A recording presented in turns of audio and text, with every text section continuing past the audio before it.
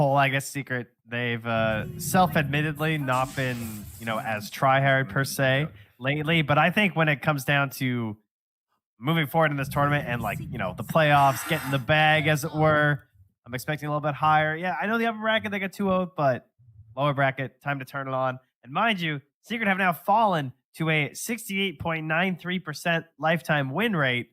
So if they win, they can keep that thing at that perfect 69. They've been zeroing in on it for a while. Oh, that's what you're aiming for. For the meme. If they could get a 69.00, I'm going to have to do some quick math here. So a couple of extra retweets, counterbalancing, I guess, potential tournament results. But hey, whatever, man. Yeah. That's cool. That's cool. I wasn't even thinking about the memes when you said. I was just in awe and shock about the win rate. That's almost 70%. Like, it's crazy. When you're wasn't it even higher though? What was their peak win rate on Secret? It's been over 69 before. I'm not sure what their peak was. I'm sure their peak was probably in during the whole era of dominance online. That really jacked up their lifetime win rate. The problem is the more you play, it's harder to keep that high win rate, right? Yeah, I mean they're at 1,400 games and they have a nearly 69% win rate. Like, that's completely unreal. Yeah, that is bananas. That's with different. That's with different players as well, right? Yes, that's the whole organization. Of course, the whole organization. Yeah. Correct. So a lot of factors there. But this draft, we've seen this a few times now. The Magnus Sven at face value, right? Not an obvious empower target, but that opens up the Magnus to be a little bit more of a flex pick, not have to be the guy running around just getting empowers. And this is still a really solid combo from a team flow kind of gameplay perspective. Yep. When you look at this opening, you kind of even think that Magnus probably won't be that position 5. You still can do that, but your lane is going to be horrible. This Timbersaw alone can handle both of them, and that leaves Earth Spirit, if Earth Spirit is even position 4. We've seen many teams experiment with that mid Earth Spirit. That leaves him able to do whatever he wants to. So, like you said, flex pick from the Magnus. And Liquid are not changing up the strategy from the last time they played Secret. They went for the Earth Spirit first in both games versus Secret. They lost both games, but Liquid are showing the confidence in this idea of we really want someone who can influence the lane that we need by the end of this draft, and that's what you're going to get with the freedom of having the Timbersaw to allow this Earth Spirit to roam wherever. What's insane is OG started, right, with this renaissance of Earth Spirit. They started picking it on mid lane, and then everyone followed. Then position 4 Earth Spirit with the Morphling mid, and now it's constantly picked on position 4. The hero is top tier first phase material. But for Secret, I'm thinking even that this one might just dodge that safe lane if they. Both heroes are flex picks now when you think about the Zayori, because we have seen OG as well, right? Run that Sven mid, some other teams too. So it's also an option. And then you put something maybe a little bit stronger versus the Timbersaw. 5 seconds remaining. Fair enough. Skywrath Mage comes to mind against Timber, one of the classics. Hey, whoa, it's Secret. Yapzor has played that in somewhat recent memory, right? Am I totally nuts? Isn't that on the little bucket list of Yapzor and just the sort of meta right now? I know it's goofy, but silence, magic damage amplification. I mean, Lizard, come on. I mean, I'm only laughing because of I'm reminded of some mid lane Skyrats recently that didn't really work out that well. But yeah, versus Timbersaw in the lane. I'm thinking 4. Thinking 4. Yeah, well, position 4, sure, why not? It's decent with the Sven if you lane them together. Even versus Timbersaw overall, you have one of the longest silences in the game, if not the longest. So it's pretty solid. Very early on, you can amplify the magic damage, like you said, and Timbersaw has to itemize against you somehow, whether the Yules or something like a Lotus Orb early on. So not too bad. The only problem is already Earth Spirit. He likes to come all close and personal, and as Skyrat, you kind of hate that. True. And it's so hard to deal with the Timbersaw. Even you go for all these bans and everything, but what are you gonna do to stop this guy from being a total menace to your Sven? As you said, maybe they can put him mid or whatever, but the other option I would guess would be to do the Radiant off lane and try and play up there and utilize the pull and everything. But Timber is just such a frustrating hero to deal with in those circumstances. And even CM now, like that's a nice route that combos well with Timbersaw for him to be able to connect with easy skill shots. Same for Earth Spirit. And obviously they both love all that mana regen, and Secret go right into the Rubik. So another good option against the Timbersaw, Telekinesis, a quick disable, and that is most likely your Yapsor hero there. So no Skywrath. I think they're gonna give Puppy this mag. I think they're gonna shaft Zai completely and just all out protect Nisha on the Sven. 5 Yep. seconds remaining. So what's the ideal hero for that then? For Zai to just be on his island? That's a good question. So wait, you're Underlord. thinking when you say Nisha Sven, you're thinking still that they're gonna put Sven mid, right? Or I think they they're gonna might play do with it. either the. Oh, sorry, I meant to say Matu. My bad. Yeah. I said Nisha. Yeah, they're just gonna like completely shaft Zai and give like all the support help to Matu and put him in the off lane or something. Just like one of those safer spots to try and farm, and then it might even be one of these Midas Sven games. The first time I saw it, I didn't really get it, but now I sort of understand this concept of like we know we're basically gonna have to work very close to the triangle and only the triangle. And when you utilize that Midas, it is very impressive how much you can just like fully put everything into the Sven because of that. Yeah. So Midas here also could work, but you kind of have a Midas on your team in that Magnus. He's giving you, sure. You have Cleave and then you have Magnus. I guess it's doable. It gives you a lot of levels. You reached that level 15 earlier, but I'm still not sold on the whole Midas idea. Seeing it a couple of times, I think it fell out of favor like a month or two ago to Echo Saber and Mom builds. Like It often feels like a win more item, you know? Like, yeah, you slaughtered, you had free farm, the Midas helped a little. Yeah. It's interesting though, because it's making a comeback in the past like 2 days. I feel like we're just getting like Midas Svens everywhere. But well, this Storm is a somewhat confident pick. Rubik, Sven, it's not a completely free Storm game. I guess no silence you have to play into yet. No, Rubik is already pretty good versus Storm because you have that lift. Right. It's good versus Timber as well. Whatever you steal from him can decimate the Timber. But overall, it's Storm on Team Liquid. It's Koikwa. Like, if I'm thinking what hero to give to this guy, it's Storm. Like, that's his top one hero played with, in my opinion. It's when they shine as a team. It's when he's actually able to rotate across the map, create a lot of space. And now you have his Earth Spirit brother rotating in, helping him with the lane. It looks solid. The answer is Thunderlord, though. A lot of root mechanics here. Big Bad Trent makes a good call. yeah, I think it's just like, what else can you do, right? I think the Bat Rider probably would have been one of the best heroes because then you actually have a good matchup versus the Timbersaw in case that ends up happening too. But 10 seconds remaining. Underlord, I mean, Underlord's fine too. It's not like it's a terrible matchup versus the Timber. I don't think you can just like keep 5 pulling seconds and pushing the wave. Yeah. Exactly. It's not ideal, but it's fine. I'm not sure they will lane like that though anymore. No, I don't think they will. Yeah. I just mean just in case, Yeah. based on like the functions of the draft and everything. I think this is some of those Underlords that maybe even rushes an Atos, and then you have so much control with the Root versus Timber and Storm Spirit. I think that's probably the main idea, plus the percentage-based damage versus Timber is pretty nice. Overall, because of that, Underlord is fine. And but I don't think it would lane that well into the Timber. So, and you can see the Slark ban, 10 seconds it would remaining. completely decimate them. It's really strong versus Sven. Like it's one of 5 seconds remaining. historically one of the best carries versus Sven, even though it did fall out of favor recently. Plus, it's a good laner versus Underlord. So, And there's the Nice Drow. So now it's going to go to Secret for 9th pick. Looking for the mid laner here, most likely. Maybe something flexible. Nisha Morph is still in. yeah, Storm might be a little bit of a problem there versus the Morphling. They have some good heroes versus him already. It's doable. When it comes to the spirits, Ember Spirit is banned out, right? Void Spirit, you don't really want it into Storm Spirit matchup. Is Puck banned out? But No. yeah, Puck looks solid, but okay. Silencer. Okay, I said silences yet. And there it is. The big bad silencer himself against Storm. Looking like he'll be in a core role.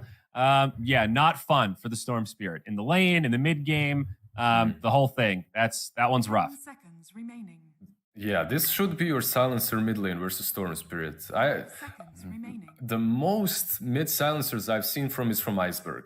Like that guy adores to play this hero on mid lane. And versus Storm Spirit, most of the time what I see in his matchups is you might dominate the laning stage, But that Storm Spirit can just destroy you in the mid game. Every time he jumps on you, you're just gone.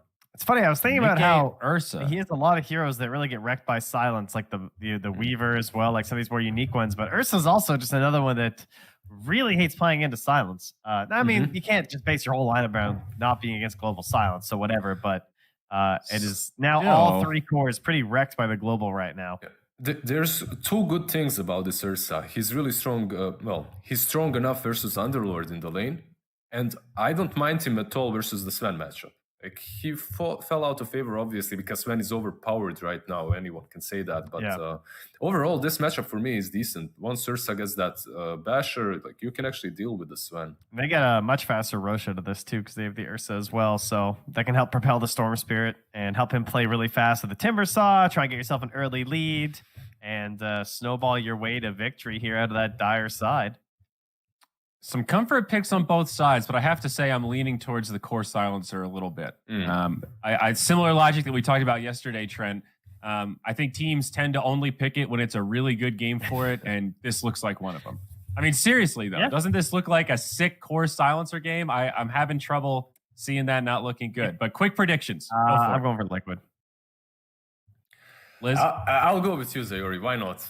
Timber Saw, Storm versus Silencer. Let's go. Great. A YOLO ride or die with Zayori. I love it. EGB.com, folks. They got you covered for bets. If you want to get some action on this game, Secret and Liquid starting now. Let's hand it over to our casters. We've got KP. We've got PyCat. Gentlemen, what's happening over there?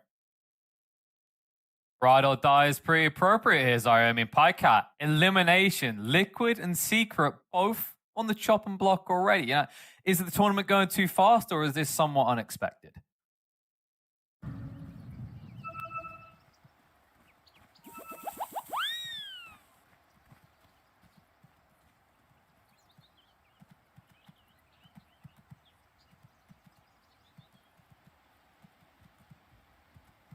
It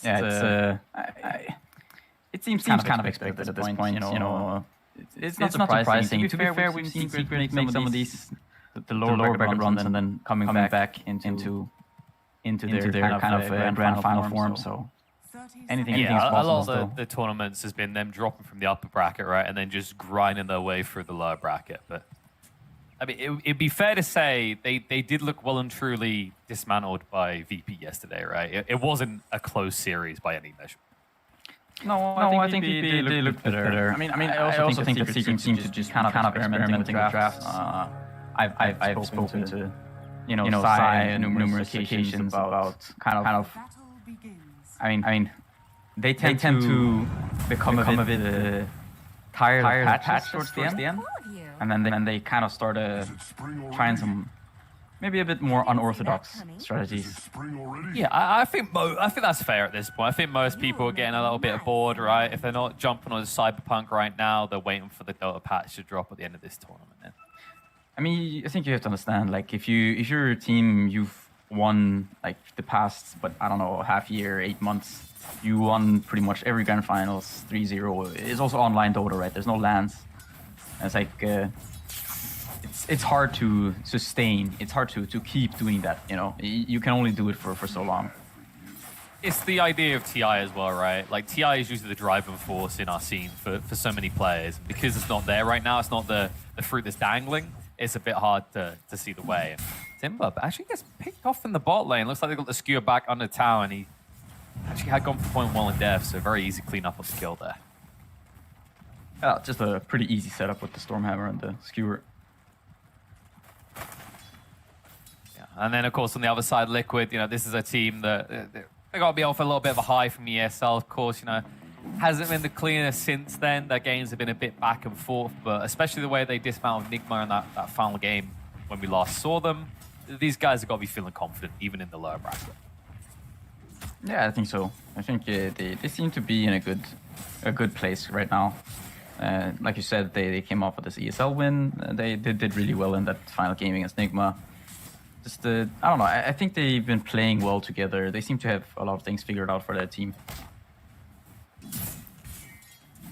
We'll see what I can do in this game. I mean, the Storm Spirit is kind of an obvious, safe way to go for a lot of mids at the moment. It is up against this occasionally picks Silencer core, and I think Zyro was kind of fanborn it, even managed to get Lizard on board with the idea that this is a gold tier Silencer game, if he's ever seen one. Yeah, I mean, it can be a good silencer game. I think the wonky part for him, I would say, Taiga's going to rotate towards mid. Oh, it's going to connect as well. Nisha is going to be protected by the rotation from Poppy, and Tiger now in a lot of trouble. The bottle smash will cover his escape just about. The difference here is that you almost kill support, you almost kill the core, and Nisha has no regen left. Yeah, it's gonna take a while before he gets that courier. Does he have anything? Yeah, he's got some regen on it, but it's gonna take him a bit. And it's the type of lane you don't want to let up on, right? Like Silencer, it's not this hero that goes and farms in the jungle. You pick it to bully and win the lane. So it's kind of critical that Nisha does find a footing in this lane, right? Yeah, it is. And kind of, as I was saying, the Storm Silencer matchup, it's sort of double-edged, right? Because what Silencer really hates is heroes that get on top of him. And Liquid have 4 of those. The Ursa, the Timber, Earthbird, Storm, they all sort of want to get on top of the Silencer. So the game is going to be sort of like, can Liquid try to get on top of the Silencer, or can Nisha kind of just stay away from these heroes, hide behind the Sven and the Underlord, and execute from there? And of course, we did see an Ursa yesterday from Secret, this time in the hands at Liquid. I don't know, mate, I kind of like the Ursa in this set more, right? Because when Secret done it, they had this Riki that doesn't farm very well, right? That was, the Riki was with the Drow Ranger, right? The Ursa was... Oh, sorry, you're right. Yeah, that's right.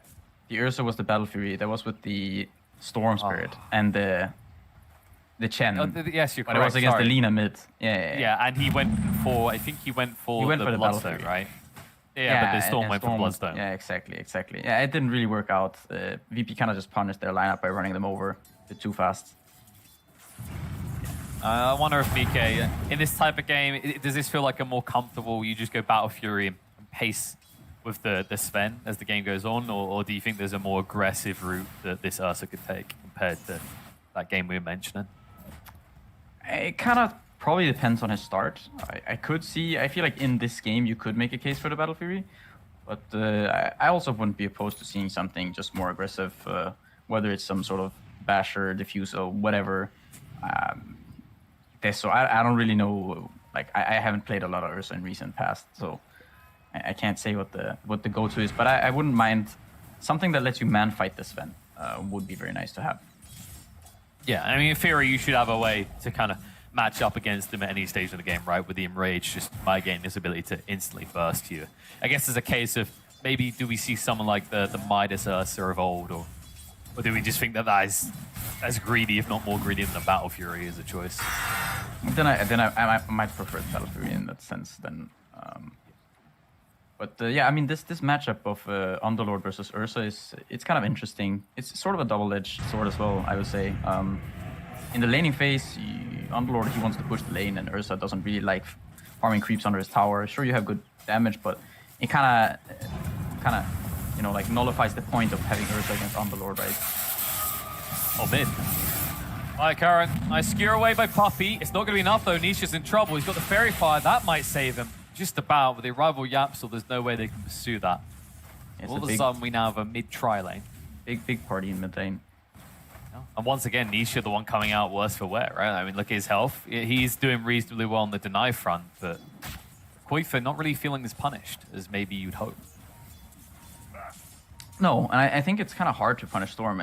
Storm just pushes the lane with the Remnant. You see Koifa went for the 3-1-1 build. In this lane, all you need to do is just you push the wave, and you don't have to really tank all of these glaives from the Silencer. You can just go into the jungle if you want, play around with runes, and you're gonna be fine. All you need to get is your level 6. Just keep farming jungle. You have the Arcane Aura. I mean, speaking of tanky, like this hero can easily tank it up, right? While some of the damage is going to hurt from the glaives, it's a 7 armor hero. So not only can you take a beat on the lane, but also just go do what you mentioned, Koifa, go in the jungle and just fill those stacks. Yeah, and you can see Secret also. They're being really greedy here. They have this Magnus Sven lane. Timber can solo this lane quite easily. You can see he's in CS he's ahead of the Sven, and this forces Puppy to be pulling waves to his tier 2 while Matoma just goes into the jungle. He went for this first item, Mask of Madness. he wants to rely on stacks. So we're gonna see YapzOr do some stacking. Yeah, that's the ideal way really Liquid want this game to open up, right? Because that frees up Tiger on this Earth Spirit. We know how much he loves roaming. He's not shackled to a lane in this game at all. No, and that makes Nisha kind of vulnerable in the mid lane. Mickey though, up top. Okay. Trouble. The root's going to connect again. Stick to try and save his own life. The salve is going to be wasted. Yeah, and that's where this this matchup. So he's gonna probably go for this Battle Fury. Looks like he's suited up. The Ring of Health definitely helps you in the lane. But this matchup of Underlord versus Ursa, especially with the backup of this Rubik, it's you can never really kill the Underlord. The lift and the Fade Bolt is just gonna kind of nullify whatever the Ursa wants to do. And you're just gonna push the lane as Underlord, so Ursa is just gonna be under constant harassment. Yeah, that's definitely the tough part about it, right? Because if you think about this matchup just even a year ago, yeah, it was kind of worth it as the Ursa to keep clubbing at the opponent with the Fury swipes, right? But now in the early levels, because of that reset time, do you really want to go chasing your opponent who won't die and trade some farm? Like Anisha? Okay, this is... Secret have found the ultimate strategy here. TPs. This is third, fourth time. I don't know how many times they've managed to dodge out the kill attempts by Liquid. The bot lane has dodged there 3 times, I think, with TPs, and now in the mid as well. Yeah, I like how he also just like he cancels the port, just stays there, and then nah. Well, now Nisha's in trouble. Dragged in. To say no global means we go. And now he's gonna be without a port for a bit. There's a moment where Nisha goes, huh, counter only works when I have global. I need a better solution for this, lad. This double spirit is going to become a problem. What's happening? Zai? Whoa. Alright. That's odd. fairly unexpected, I would say. Yeah, I mean, that's not Atos complete yet. Zai has almost now got Atos because of that. So, seems he just tanked a bunch of damage from the Firestorm, and then he was maybe unsuspecting of... Not sure if Puppy came with a shockwave or something, most likely. So I'll tell you what, I tell you what I do like to see here is like Zai actually having a decent game, right? Because if there's something we could say about Secret recently is there's this recurring theme of throwing poor little Zai here under the bus. But this time he says, hell no, this is my game. Kind of seems like a recurring theme for Secret for a while though, which has worked out for them quite a lot. I mean, generally it's just YapzOr and Puppy getting some extra farm where Zai doesn't. This game he's actually off to a pretty good start. Yeah, they went, lads, we seem to be in the lower bracket. Let's give Zai a chance to shine. You know? If it doesn't work out, we've at least got someone to blame. We'll see what he can do. I mean, Underlord getting the utility would be pretty handy. He's, of course, going for this Atos makes sense against the heroes they're playing against. Like you mentioned, that mobility they have. Zai, slugging towards his opponents here. Quickfoot will not go forward. He realizes hit is bad, and there's nothing to be gained here.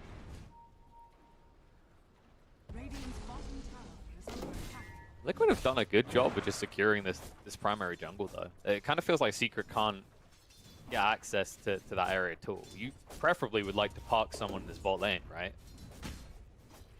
Sort of. Both yes and no, I think. Because I do think at this point it's really easy for Liquid to kind of collapse on this bottom tower.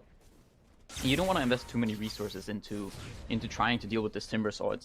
You got that. I think the one kill you got on him with Zai, I think it kind of makes it so that the Timbersaw isn't as scary as he maybe should be.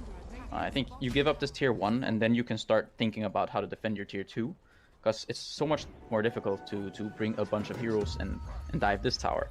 Whereas the first one, it's pretty easy to kind of collapse on Secret heroes down there. Nice dodge by YapzOr, just denying the DD rune. Tiger not able to punish him for it too. I'm getting a little bit concerned about Nisha right now. Like his net worth, it is becoming noticeable how it's falling behind here. Yeah, I was also just looking at Nisha. It's I feel like Nisha's had a rough couple games recently. Generally, we see him, you know, like when you look at Team Secret in the last couple of months, it's pretty much been like, you know, Nisha just going ham on pretty much whatever hero he's been given. But now he's had a couple rough games. It's definitely gonna get more rough because of the way he's building. Because Okay, no, thank God. I thought he was going for the Midas, the cursed item. He's actually going for the Glimmer Cape, which I can get behind in this game, actually. I like seeing this occasion on cores. I mean, it's decent stats, and there's a lot of magical damage on Liquid. Yeah, the Glimmer Cape is one of those items. It's been changed a bit, so feels fine to pick up on certain cores nowadays. When you're playing against this much magical damage, he needs every little bit he can get. Doesn't mean he's somewhat active, but he's gonna rely heavily on the support and cast to lock down targets. Of course, Zai with that Atos, we're maybe gonna see some value out of that now. That coming to fruition as he is smoked up and moving towards the mid lane. Oxy's gonna dive as well. Straight in on Anisha. It's gonna be silenced up down to half HP already. The Atos, the Firestorm, that's all good enough. Oxy down for the second time to Zai's rotation. Now the Timberman with the stun out onto the Crystal Maiden will find a follow-up kill and a quick one at that. Why? Why does this work? Why is empowering God's strength allowed? I mean, the poor CM, you're standing in front of this Sven with 300 something. Why? 330 damage, 2 hits and a stun. He's dead. It's 12 minutes in and he's basically a walking rapier when you put it like that. That amount of damage. It's just ridiculous. Global silence. Well, they find the Koikwa here. Nisha might get this. Yeah. He will. Wow. Vision Okay, from the last well word. And now they're going to hunt for more. Boxy only just got back. He's in trouble. Ruined again. Zai, everywhere Boxy goes, he follows. Puppey will have a little bit of a celebratory RP, but it works out for the best. Nisha now with a double kill, starting to recover that net worth. Yeah, and Boxy is, I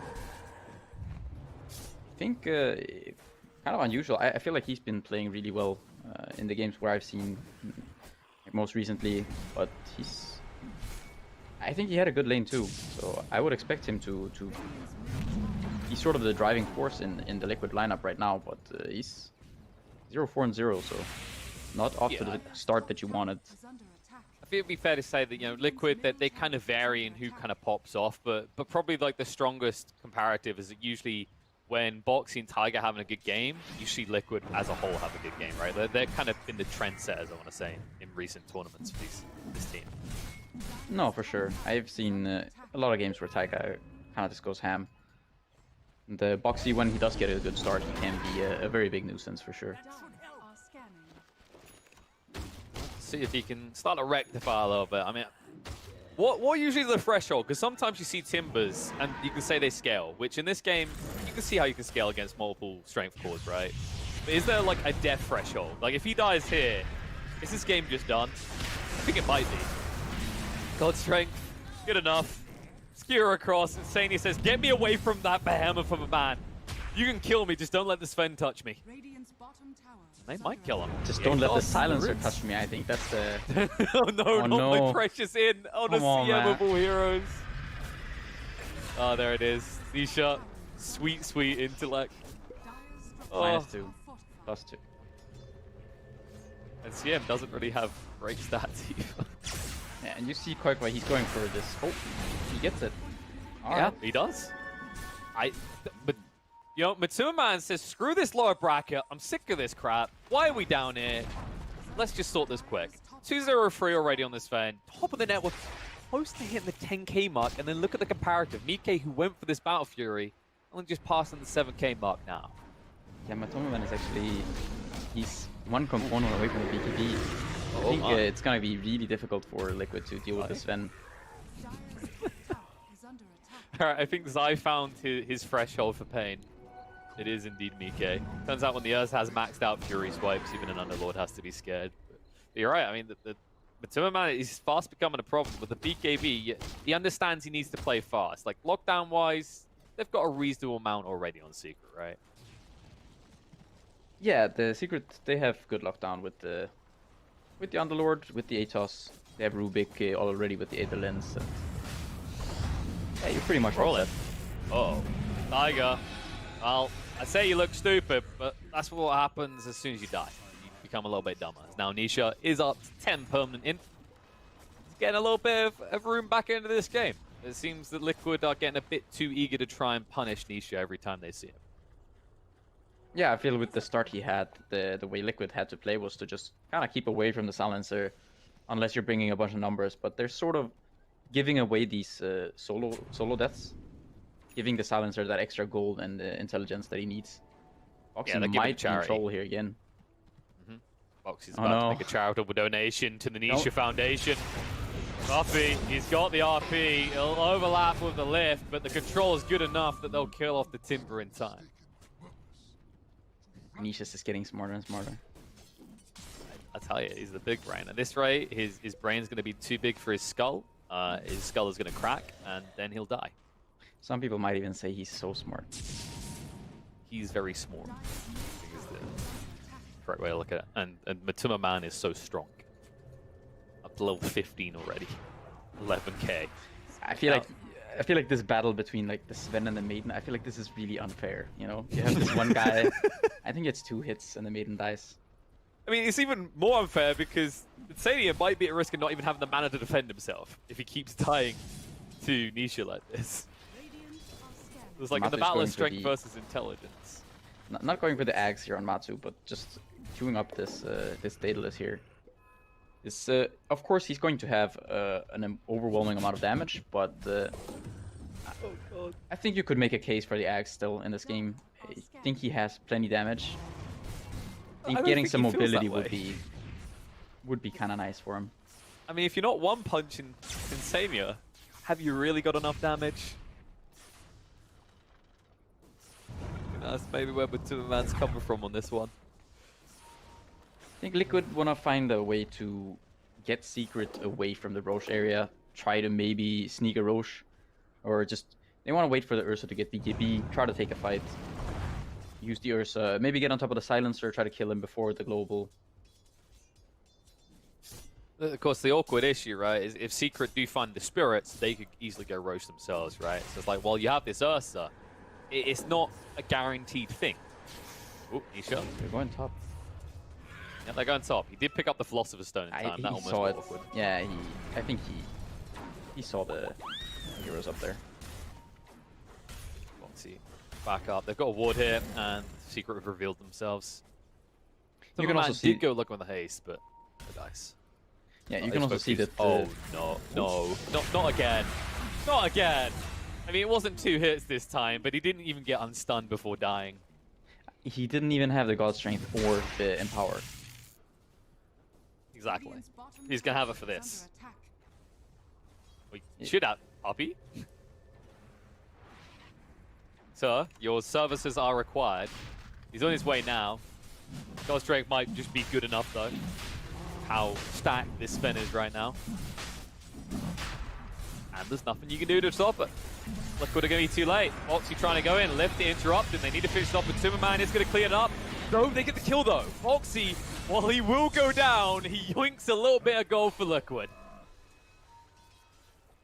It's something, you know. I think you take He's- anything against this Sven right now. He's a little bit richer, but a little bit dumber. So So they're saying he's one of those trust fund kids. seems it would seem that way right now. Boxy 0-7-0, not really the Boxy I feel like we've seen in the past couple weeks. No, this is what I refer to as boxy in a box. Usually the kind you get at a funeral. I feel like this is more, you know, it's more looking like a Zai, you know, a Zai game, right? So, Is this body switch all of a sudden? Boxy is actually in Zai's body right now, and Zai is in Boxy's body. It's Liquid have chosen to turn their Timber into a sacrificial lamb, and Zai is just a beast. I would say it's Freaky Friday, right? But it's There we go. maybe some Tricky Thursday or whatever else it could be. Now, the question is, how do you actually match up against Seeker at this stage? Like, do you just have the buy time? Obviously, the Aegis aside, you know, even if the Aegis wasn't there, like, I'm not sure Liquid are ready to fight still, right? I think, yeah, I mean, you can see Koikwa, he did go for the Yules here. Also, he went for overload damage. I feel like most of the time I see the mana region, but he went for the Yules to be able to deal with the Silencer, able to deal with the Atos and everything else. Liquid are actually bringing the gold down somewhat closer to themselves, Koipa is going to be in a lot of trouble here. I think it's going back up towards Secret. And when it comes down, there is going to be a route way in. Quickfoot gets a little more stupid. And this mana regen is going to start to miss it if he keeps down like that. I think the way you do this is, for Liquid, you want this Basher on Ursa is pretty much key. The Basher on Ursa, and then once the Aegis expires, Swing the then... Ursa. Oh no, Puppey! He skews him down the low ground, will just come back up and play with Puppey. The Atos is going to come out, forcing out the BKB. The Ghost Strike, they're going to just fight into him. The Global Silence comes out in time to make sure Ursa is punished for this. Insania as well needs to move away quickly because he could get 2-tapped at this point. Mike with the BKB running out needs to run. Will be able to move away quick enough. Foxy's the same. Zimmerman, he starts to wish he had a bit of mobility. He just used the God Strength, they used the Global Silence, they used the RP, and all they got was Tiger. Yeah, not really what you were hoping for. So he didn't use the BKB though, so he still got the 10 seconds. Just gonna deal some damage to this mid tower. You gotta be a little bit careful here. You don't want to die now that you don't have Valkyrie anymore. They're dragging him in. They're trying to force it out of him. We'll throw the stun out onto Insania, but Superman just trying to move towards Mike's location. He's usually enraged. Skewered by Puppey to get him away. He says, go to safety, my friends. As Quickford's got in a little bit too deep. Low on mana. Trying to get the life out of Silence, and we'll find it. The Aegis now gone as well. The freezer field from Insania is going to be big. Puppey also picked up on Mike, but Superman forced to fight with the Ursa, but the roll control is good. They will be able to move him away and out as Underlord is able to help them escape. What can they do now? Yapsaw. He's got the lift, but Timberman, look at the reinitiation of the Earth Spirit. Tiger stunned up. Firestorm out, will be killed off. The tower might still fall for Liquid, so I might try and interrupt this. Things are coming out. Insania will cancel his TP. The tower will end up being denied, and the route will stop them from punishing the Timberman. They're going to try now. He's still got the BKB to work with. The damage coming out. BKB trying to run away quickly here. The stun will be thrown out onto the Timbersaw, and Mike, too slow to stay on top of him, will have to back up. The route will now come out of the Boxy.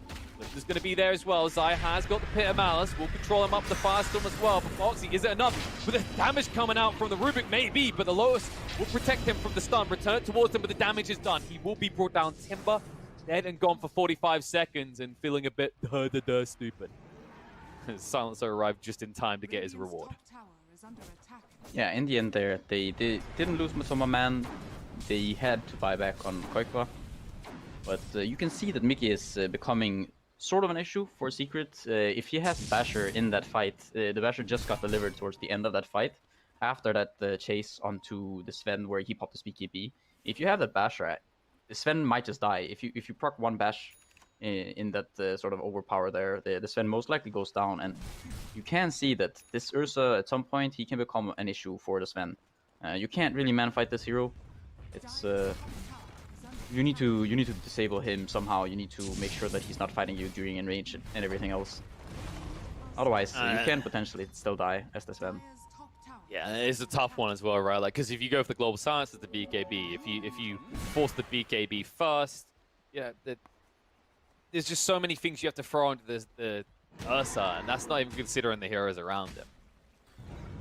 No, and the thing is, for Secret, the only hero they really have to deal with is this Ursa. Whereas Liquid, they have to worry about a lot of things. They have to worry about the RP from Puppey now that he has the Blink. They have to worry about kind of the Underlord, just all of this. The Pit of Malice, the Atos. They have to worry about Misha dealing damage on the Silencer. There are so many threats from Secret. Whereas Liquid, they pretty much have the Ursa. Yeah, that's where the net worth really shows it, right? That when you think about the Fige, the only ones that are close to the boss ones here. When you look at the other roles, you can see how Liquid is starting to fall behind. And now Secret gonna make it a little bit more worrisome for Liquid. Zai is gonna run up towards the supports, ball lining in onto Puppey's location, dragging him across, making sure he can't use that Blink Dagger. Claw will come out. RP is gonna be interrupted though by the Yules from Koikfa, able to move away now with the ball line. The RP was used by Puppey though. He didn't cancel it. He thought he could get close enough. Now the sun's coming out of the box. He will zone him away as he gets away with the Timber Chain. Mike has got the BKB. Will turn on, but Timberman is the best speed runs out. He's going to turn around, pull him down. Zai is next on the hit list. Mike, the bear that doesn't care. With a double kill, is going to turn it into a triple as Puppey has no escape either. Mike is becoming one hell of a problem for Secret. Yeah, very clutch play there. He just walks up the high ground, he pops that BKB. The Sven is chasing you, but with the BKB pressed, Sven, even though he has all this damage, with the speed that Ursa hits, you can't really man-fight him either way, because he's just gonna bash you and bring you down. And Matoma Man, when he presses the Mask of Madness, he doesn't really have a lot of armor to work with, so the Ursa is gonna deal a ton of physical damage. And this was sort of my concern with going for the Daedalus build, is that I think that the timing that you had with this Sven was to try to kill a lot of liquid heroes and to kind of further the advantage for your team in this game, because I think, you know, at some point in this game, you're gonna be unable to man-fight this Ursa unless you have a very strong team to back you up. I think now that time has sort of arrived already. And now the game becomes a little bit scary for Secret, because all of a sudden the Ursa is very hard to deal with. And that's gonna open up this Roche. If you can get an Aegis on top on the Storm Spirit, potentially, even the Ursa, whatever, you're gonna get a tease. It's gonna be a lot tougher now for Secret. Yeah, as that fact you've gone for this, well, I could just tap him down in 2 hits, but if he hits the Enrage, Ursa can just withstand it all the time. That's kind of the concern, is like, how do you get on top of Mika? How do you lock him down consistently? In theory, Secret have the tools, but the way that Liquid keep finding these fights, the way they keep positioning themselves, stops Secret from being able to use those tools in sequence. I think Secret, you would want some sort of, I don't know, you want some Force Staffs, or you want Solar Crest on the Underlord to buff up the Sven. Maybe some, if you can help the Sven with the Glimmer Cape, that would be great against yours as well. You need to kite the Enrage, basically. That's sort of the primary thing. The issue now is, of course, this Abyssal. It's gonna be hard for Sven to escape from that one. Also, it's going to be harder to lock down DK as he's going for the Axe. So that RP plan is dog crap. It doesn't work now. It's tricky timing. I think if you ever want to get him, it needs to be Stormhammer into like global and RP at the same time, so he's silent, so he can't enrage. And the RP will come out too right there. In time to connect. The stun jump across with the Abyssal, though. Straight on top of Sven. Brought down to half HP. The enrage to chase. Mike finds it. Man down, dead for 75. The chasing will continue. Magnus next to the hit list. Nisha next to full as well, as the global is wasted. They will still die. Now they've got the keys to the base. With the creeps pushing in, Mike might just look to try and take a tier 3 here. Moving in by Insania. Could have been Insane himself. Will force out the bite. Oh, nicely done by Quickfight. Not just getting the buyback of Puppy, but the buyback of Nisha as well. And I don't think Nisha was in range to make Insania dumber. So she didn't even get remotely punished for it when you think about it. They're just gonna go straight into the pit. It's gonna be fairly easy with this Paladin sword. Secret R on the way though. Not sure if this is gonna be fast enough. I don't think this cues this isn't kind of a Jaws theme tune moment with this smoke either. Tiger about to go. Oh, but they're gonna look to now punish the smart man. I will look to get him out though before they can actually try and pummel one down. So buyback out of Tiger won't achieve anything. DK does at least have the Aegis and Cheese now to play with. They didn't probably give it to Quakefer. Quakefer has accepted that this game isn't about him. It'll never be about him. It's all about Mike. Yeah, he gets the cheese, sort of a consolation prize, but like you said, the Ursa is definitely the main, the driving force here for Liquid. So he almost has enough for the Axe, which, like that last fight where you RP'd him, controlled him, still lost all your heroes. That was without Axe. That was without him having an escape plan from the RP. Next time you fight, Mike is going to be completely unshackled. There is going to be practically no way of locking down this bear. yeah, the way you have to do it is you gotta stun him up and global silence pretty much same time. That's why one thing that I was thinking about for the Sven is at some point it would be nice for him to be able to get an Abyssal, but he needs so many items at this point. I think the wonky part now is buying this Axe. It feels kind of weird because you really want to get an AC on Sven. Jump in. Cap's already gone. Hunt for more, and they see a secondary. Zidane half HP already. Nowhere near tanky enough to survive this. You were saying Secret need a crap ton of items, and Liquid aren't even going to give them enough time for one more at this rate. Yeah, it just feels like Matoma Man needs he needs a bunch of things in this game. Personally, I really don't like the Daedalus pickup. I think he had plenty damage already to deal with these heroes. I think they wanted to get this Axe or even AC earlier. I think that would have been fine too, but I think the Axe first would have made a lot of sense into AC or something, because now you're just... You can't really deal with this Ursa. You can deal a lot of damage if you're allowed to, but Mickey will never let you just hit these heroes for free. If Mike had a gentleman's agreement not to fight in the next fight, I could see Secret taking an even fight, but with this beast here, it's seeming unlikely. At least deter them from taking the racks. They did get the tier 3 tower, so Liquid will look for any opportunity to get back into that phase. Right now, it's probably about securing that last remaining tier 2 so that one fight could end the game. Secret. Did they move out of the base here? I mean, Liquid split up for a moment, but they're dangling Boxy here, just in case there's vision in the area. Quick one, pump the jump in. There's going to be a jump in from the Abyssal Bear, straight forward on the side. Global Silence is going to come out, but the damage is going to be way too much. It doesn't look like he's going to get away. They do find Quickbar, big target found. Now, can they deal with the Bear? Mike has used the Enrage already. They're turning to Boxy, with the BKB activated, the Bash is coming out, and Timmerman has to turn around and stun up the Bear. Mike down once. They will find Boxy as well. When Mike comes up, he's got his work cut out for him. BKB just trying to run away quickly here. No Abyssal for 10 seconds. He respects the fact that Secret is stronger. And they'll prove it. Lift's going to come out. Rage's going to be using time. Movement in, though. Trying to turn on the Sven. Going to jump straight in. Plumb him down. He's gone. Roll across. Control is good. Silencer is gone as well. The buyback out from the Sven. Right now, Secret, it feels like a bear in a playground. Just ripping apart everybody. And Secret has just... They just brought the game back. They had a great fight. They killed the Storm right away. Foxy went down as well. They got the Aegis out of the way. And then they just poked the bear one too many times, you know? You know the... Don't poke the bear, kids. Don't poke the bear. They just did.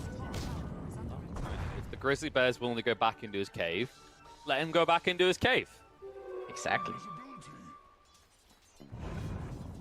Maybe Secret should try someone here, because I've heard that if in the events of bear attacks, Play dead? you need, yes, you have to, like, you don't move, you just play dead. Now, Yapsor is taking that too literally, but he is technically now safe for 90 seconds. Yeah, he doesn't have to worry about dying to Miki. Like, for the next 80 seconds, he's gonna be safe and sound. Nah, but you got a great fight for Secret. They got pretty much exactly what they wanted. The Storm went in, he got silenced. You killed him pretty much right away. Summerman, you can deal a ton of damage still, right? It's just you still can't ever really man fight this Ursa. You need to be hitting a target next to him. You need to be making sure that he's disabled. You simply can't stand there and go toe-to-toe with the Ursa. That's not how this hero, like the Sven versus Ursa, that's not how this interaction works. Not at this point with these items, at least. No, you kind of wish that you had an easy way of getting in, poking him to get the enrage out, and then getting away before the bear maws your face off, right? Like, for example, lineups like Slark lineups, right, where the whole idea is you want to be in and out. If you can force out that enrage and reset, great, because afterwards Mike, it is a feasible kill. The problem is, Liquid are so decisive when they go in that by the time Secret are out, it's because half their team is dead. Yeah, it's not gonna get easier now either. You've got the status resist from the ult. Of course, you've got the 9 hits from the overpower. Now you have Satanic. You got Paladin Sword. There's a ton of regen on this Ursa, and a lot of status resistant damage as well, so not getting any easier for Secret right now. No, they need to find some sort of solution.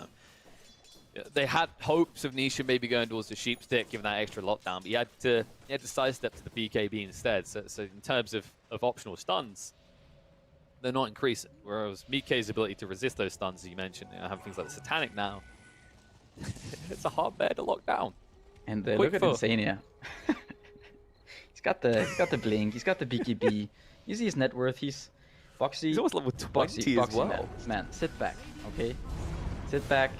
Play your little timber saw. You know. You see Insania. He's climbing on the net worth on the graph. He's past. You know. He's past Psy. He's top support. Working his way up there. Looking good. I love this. Unless has that level 20 as well. I wouldn't be surprised if he just goes in for the freeze and field damage. I think we're going to see the right-click maiden core in this type of game. Oh, just you wait. No, I think the freezing field damage would make a lot of sense. Or Secret, is the maiden going to get clicked though? She is. The lift is there. Like, god damn it, no matter how much gold I get, I just keep getting a little stupider. Yeah, Insane is just getting a little bit too greedy there. Is under attack. See if Secret can turn it into anything, because preferably you want this into either a tower or a bigger kill, but you can already see Liquid, they're not splitting up now. They go, wait, what? What do you mean Secret still want to fight back? Okay, if we stay together, that whole let's make Nisha very small thing won't continue to happen. Yeah, I actually think this is one of the rare games where I would like to see Matoma Man go for the stun duration on the 25 talent. I think if you can get this, the additional damage is not really gonna play a huge part in these fights. I think he already has a ton of damage, kind of no matter how you look at it. But the additional stun, if you can get it when the enrage is down on Ursa, or just that extra second to maybe kill the Storm before he uses the cheese, I think it could be playing quite the factor here. I think that's a fair point, right? Like, if we're talking about Matuma Man killing any hero but BK, not really a problem of damage lacking right now, right? That's not what's screwing him over. This is Whereas also the very stun. nice for them, though. The Princess Knife. This might help you. Now, if you're Insane, how much do you wish you hadn't died to Sansa at all in this game? Because there's a Witless Shaco, but he can't afford to have that on free field. Jump into the mid lane. RP's gonna come out. Connects onto the two. Tiger and the Timbersaw are gonna fall. BK able to walk away. They're gonna jump across the force of BKB. The Global Star's gonna come up. The Abyssal's gonna be there. And with the overpower run and Matuma Man getting low now, he's gonna be in trouble. The Root is gonna come out in time to save his life though. Just long enough to allow him to move away with the Glimmer Cape to hide him. On the side, however, they might lose more. Puppy able to TP away. Yapsel won't be so lucky. As the force of the Liquids converge on his location, Rubik will be brought down. I mean, look at how these fights actually go, right? They bring down 2 heroes from Liquid to start the fight, and then 3v5. Sure, you get the Tiger buyback, but he's sort of late to that fight. There's 3 Liquid heroes, and they are running at Secret. When you see this Ursa, you run. That is your pretty much your one move, unless this Ursa is 1v5, at which point I'm not even sure what happens at this stage of the game. But you know, if the Ursa is alone, maybe you bring him down. But if he's got any sort of backup, then just you get out of there. Yeah, I think when it's just him versus 5, they kind of take it in turns to run. It is what they're hoping to do. Because one weakness we did see start to reveal itself in the second part of that fight is this BKB, right? It's only on 5 seconds now. So if you find a way to cut that out, you do have a potential way of killing BK. Yeah, you do. At the same time, the Enrage, it's only 18-second cooldown, and it's quite a lengthy duration. Close. BK, he just needed a little bit of vision there. He was pumping his Abyss alarm, but not able to find it. So without that kill, that means everybody will be alive for the upcoming Roche. Global Silence will be available. Everything should end up being available in time for a fight around Roche. It's just a case of Liquid can strike first. They were trying to. I'll be quick to move away with the Blink Dagger before Quaker can get him. Yeah, we've got some buyback statuses here. Sven, Matoma still without a buyback for another 50 seconds. And even then, he needs to finish farming. It just actually, you know what this feels? I'm gonna say what we're thinking. This feels good.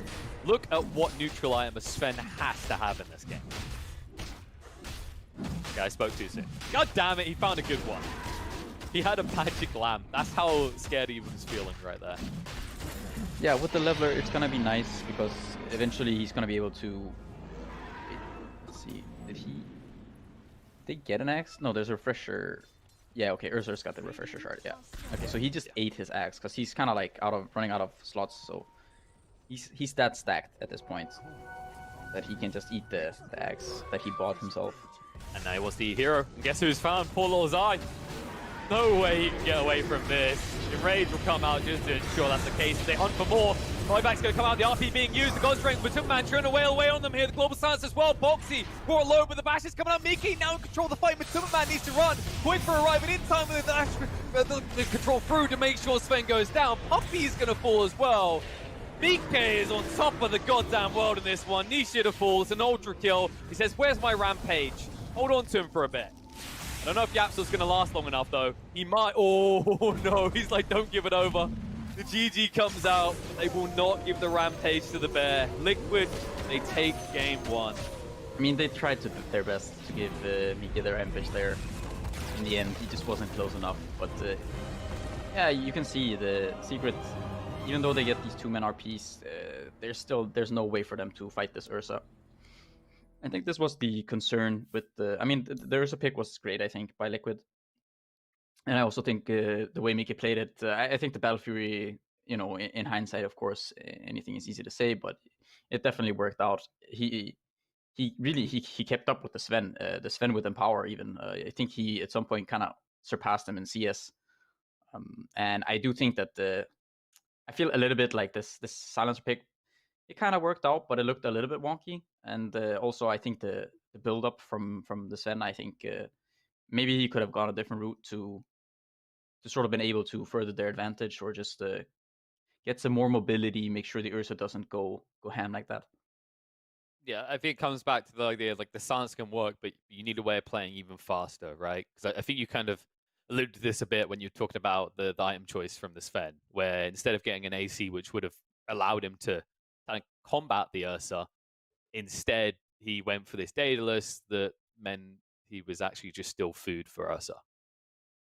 Yeah, exactly. You can't really, you know, it looks really nice, right? It looks really cool to have this Daedalus, and you can swing for, like, you know, some 2000 cleave where you kill everyone, right? It's gonna look great, but the reality becomes that Ursa just runs at you and hits you, and then yeah, you saw what happened.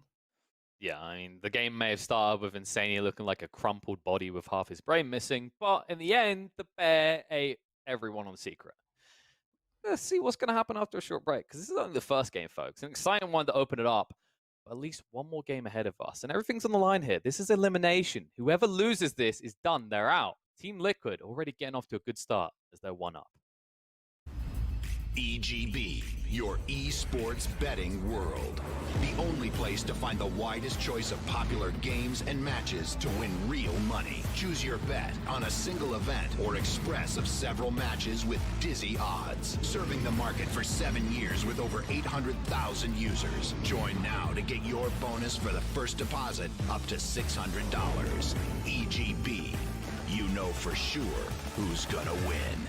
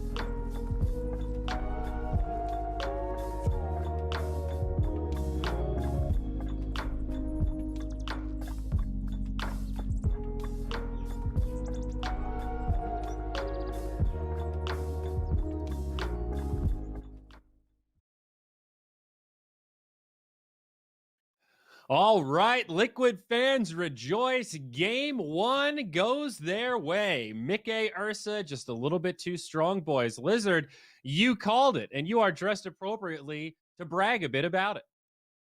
Thank you, sir. So thank you, sir.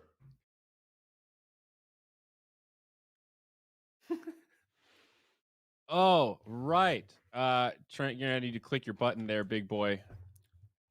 Oh, nice. It was Trent. It was Trent. Well- He called it. Well, so it went both ways. Now, Lizard, wrong animal, talked about Ursa being good against Sven. However, Trent decided to go with Liquid on the wager there. So fair enough, Trent. You get to gloat for that, but I think Lizard was the one that really pointed out the hey, Ursa versus Sven. I really like this carry, really good options, and I feel like I saw it there, Trent. So,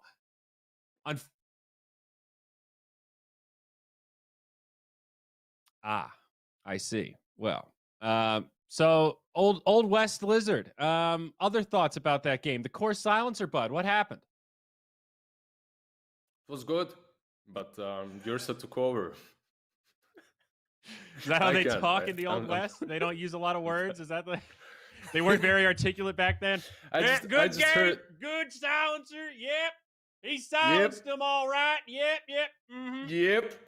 I Yep. just heard people are complaining we're not giving it enough when it comes to our costumes for our outfits for this league. I mean, not buddy- as much as the Russian boys, at least, so I gave it a shot at fighting them. I got left out of Omega, so I ordered my best looking toga and put it on today to impress everybody for Division 1. I'm trying. Am I coming through And now? we'll see if we get Trent back onto the broadcast. There we go. You're here, man. Welcome back, Trent. And I was That one being might like, not have been Trent's fault. all right, it's fine. Doesn't Um, matter. We're fine now. Production's good. Hello. So, but what was so cool about that game is that it wasn't just a one-sided stomp. Secret, they were ahead at the beginning of the game. They looked pretty good. The Sven wasn't leading, of course, but still, as a team, they were making some moves, and then things took a turn. Liquid took control, and they never gave it up. It felt like a pretty classic Sven game, except for that lack of Aghanims. Yeah, no, all seriousness, Team Secret played that so well. Like, everything looked all right for them. That first rotation from Zai towards bottom lane, defending the tower, killing Boxy, then killing Boxy again, then again finding a way to kill Boxy, and every single rotation from Earth Spirit mid lane, well, they did get him in the end, but Silencer, usually he's pressured harder, and he was even finding farm. It all came down really to that Ursa, and you could see it. He was a one-man band. He put all of his teammates back on his back and just destroyed Secret. Yeah, look at the damage done there. Ursa and then the rest of the team. Those are the numbers. Ursa did 44K, and the rest of them combined did, well, just about 44K. And I mean, the gameplay was also the Team Secret, right? Where everything was on the Sven, and that's why they'd been winning the game the whole time, because they'd fully enabled the Sven. They were just following Matu around the entire map, making sure the game was good. And then when one thing collapses, it just completely switches the other way in the eventual battle of like, hey, if we pick the carry that beats your carry, gives you the victory in the patch. But we're not getting a Sven this time. It's going to be taken. Now, this does mean, however, the Faceless Void has been left in. He was first banned last game, and might be a little bit tempting here. I'm thinking about the supports that are still in the pool as well. They go with Omni? the Omni. Because Sven is banned, right? Like, you can open up with Omni and not really worry about that hero completely countering you, and you still have one more pick to go for whatever you want to. Because Omni Sven is broken, but Omni plus anything is still good. This hero is really difficult to beat at the moment. And awkward situation with the PA because like the Slider is gone. I think maybe you take the Magnus if you're Liquid, but they're not really mag pickers. I think a lot of teams would maybe get the mag, but then it also is a little bit awkward with the Earth Spirit too, so it's kind of hard for you to work that into the lineup. Yeah, they don't really pick a lot of mag, do they? No. Like, you actually caught that really right. I don't. Yeah, I agree with that. Who did we see do a position 3 Omni? It wasn't Secret, was it? It feels like something Zai would I'm pretty do. sure Zai played one game of it at least. Okay, but so I would always assume it's for Puppy. I would as well. Just want to throw that out there as a potential flex so we don't bait ourselves. Now, Leshrak gets grabbed. Kind of a snap pick there in response to the Timbersaw. Maybe a read that Secret saw this Timbersaw coming because Lesh is pretty good against the Timber. You got that Yules, you got a lot of magic damage. Pretty good for catching him. It's also just very good with Leshrak too, right? It's like running through fights with Heavenly Grace feels great. Yeah. Like these two work really well together, and you're really strong versus Timber. And I think 100% they predicted the Timber pick because you picked Omni Knight and Liquid. They like Timbersaw, and Timbersaw really crushes lanes that have Omni Knight in them. So yeah, why not? It's a strength hero, melee hero that can't really contest you, can't zone you out. But Timbersaw in that last game too, like Voxy, he's definitely happy that he won. Was he truly happy with his performance, though? That's questionable. Yeah. Do you feel like he got it together at all by the end of the game once Ursa started taking over? Like, I look at that game a little bit. Is there any degree where Boxy was the space maker that sacrificed a little too hard? Sure, some blunders were made, but was he not the space creator that enabled Mickey to kind of get to that point to end 16-1-6? Yeah, for sure. There's no doubt. There is a little bit of that going on, but I'm sure Boxy himself will be like, "Yeah, I played awful that game." Or like, obviously he didn't play I like could his have died worst a game ever, but couple less. I could have played way better. You know what I mean? Like we expect 0-11 is a rough looking metric. I'll give you that, bud.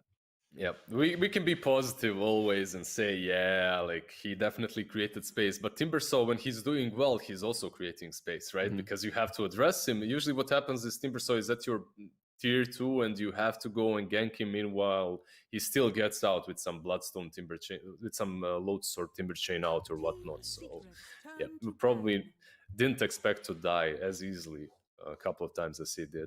A lot of position ones getting taken out here. Maybe Spectre on the chopping block. PA still in there. Now Lena has actually made it through. She's going to take one of those ban slots. Yep. And when you're thinking for Secret as well, the Ursa and Monkey King as well pop to my mind. True. The Omni Knight versus the Timber in the laning stage could be. Hey Lizard, right. that Ricky Maru might be one you want to consider to ban out. I mean, they're not afraid to pick it. I don't know if you want to ban it. Maybe you just let them pick it. But there's still Mag as well. True, actually. I mean, so if you pick Mag on Secret in the second stage, you could go just Mag PA, right? Like you could do something like that because PA is still in. Yeah, the only problem is then we still have the Timbersaw laning issue, which it wasn't like horrendous last game, but it definitely slowed him down, right? Like there still had to be some rotations made by Ma too. He was shuffled around the lanes a little bit. Call it manageable. It's manageable because he's Sven as well, right? Like he just goes to the jungle at minute 5 and he's fine. Yeah. He has that cleave built in, a couple of stacks, he comes back into the game. Not every carry can do that, so very true. Now, Zaire, this is usually where you go. Now, guys, is this an Arc Warden game? Because this is Team Secret. It's not Lizard, looking like an Arc Warden game. I can tell you right now, these are two heroes that get on top of you. Arc Warden doesn't like people on top of him. Oh. And yeah. Have you lost your obsession with the hero? No, I've taken notes, Trent. I've listened to what Lizard has said, and this is looking like a very bad setup for an Arc Warden. So I will reserve that question for another draft, bud. All right. Good try. You almost got me. What about Drow? If we go game 3, make sure to ask that. Yeah. By the way, Drow Venge still in the pool. Yeah. We have a lot of these combos. Like we have Magnus +1, we have Drow +1, we have even some combos with Mars that are still like in the pool for both of these teams. Probably Liquid does not want that anymore as they opened up with Timber already in the first stage. But man, like when these two teams clash, it's a pleasure to watch because it's very difficult to predict what. Okay, Liquid, Earth Spirit, and Timbersaw fine, but everything afterwards is a bit more difficult to predict than when you're watching some other teams like Navi or Virtus Pro, because they have their standard things, standard drafts, and you kind of see the script, right? But whenever Secret and Liquid match up, it's a completely different thing. Do you guys think it's a core or support Tiny? As in the second you see it for Secret, 'cause to me it stands out more as a core for this team, which Core, is kind of yeah. funny because like any other team, I'd be like, that's definitely a support Tiny. You know what I mean? But It doesn't yell Yapsor hero. He obviously plays it, but I agree. I think of it core first. like I almost envision it more as a flex option here between Nisha and Zai, and just waiting to see what Liquid pick. Not to say it can't go right back for Yapsor, but not what you envision. You picked it a little bit early to put it mid, and maybe position 4 would be a little bit better. You could even put Tiny plus Slash on the offlane, right? It's a lane that can be pressured by Undying, but if you creep skip a little bit and then you manage to toss him under the tower and followed up by Leshak stun, it's actually an old school and very strong lane that they could pull off. They go with the troll. So they just have crazy flex right now, right? Was it Nisha that did the Vlad's first, or was that Miracle? I can't even remember. I think that was Miracle. He did Vlad's into Radiance on the troll build. That was something else. But I mean, the point being that the hero is very flexible between like the mid, the safe lane, and even the tempo at which he wants to play. Yeah, we've seen Battle Fury first trolls where you're just farming out the jungle, and we've seen like super aggro. I'm going status resistance. I'm going to run at you. Good luck trying to stun me. I don't even need BKB kind of troll. But now that Drow Ranger comes out for Liquid instead. Yeah, so Troll was like the trump card to a lot of the melee cards or melee carries left, right? For like PA or something, and so you just opt back towards the Drow. Zone him out. Yep, exactly. And now it's on Secret, like you just said, to figure out if they want to maybe flex him and put him on mid lane. Because if you do that, he's not as big of a playmaker as 90% of mid laners. Yeah. But that might allow you to pick a carry that actually matches up in the late game versus Drow. Like you could go that route and pick something like a PL that also deals with Spectre is still there. With Diffusal, yeah, and Spectre or PA. Like these three heroes, for me, PL might be the best versus the Tomb, versus the Timbersaw, versus the Drow. But the problem is, it's so difficult to justify another real position 1 here because you have Troll already. Okay, right? memes Or you go aside, DK. Lizard. Or you go DK. How is Ricky Memes aside, Arkward. Ricky against Drow? I want to go back to it. Isn't that matchup kind of something for the Rick? 5 seconds Yeah. remaining. You can jump on her. Yes. You know, you got. Why are you talking about Ricky so much there, bud? Didn't they pick it yesterday or the day before? Yeah, they picked it mid and they lost with it, right? Yes. Yeah.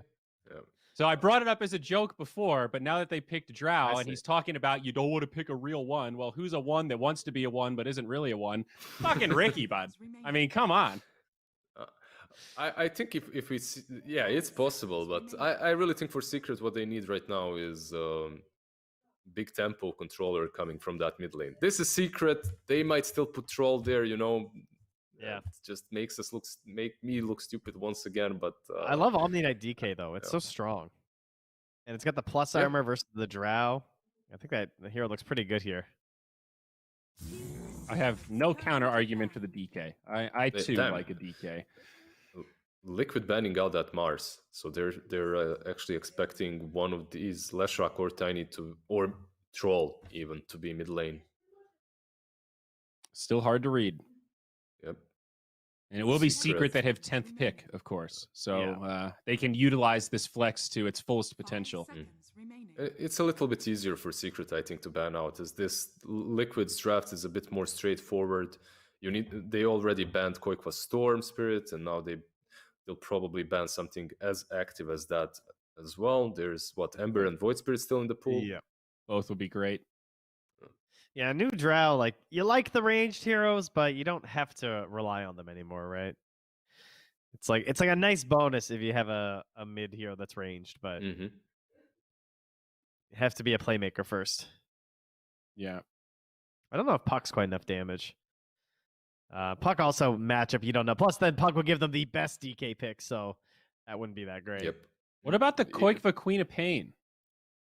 That's pretty. Queen of Pain or DP even both look okay. A little scary to pick Quap blind, perhaps, but she can handle quite a few matchups. They just have such a good front line on Liquid. You could get away with something a little more like squishy, mobile.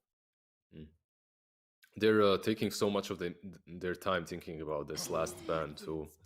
And Invoker. all right, they go with Invoker. Some buff ups Alacrity right Drow. now. Yeah. Yeah, Electricity, Solar Crest, Invoker from the mid lane could be a problem. It's Yeah. also really good versus Omni Knight.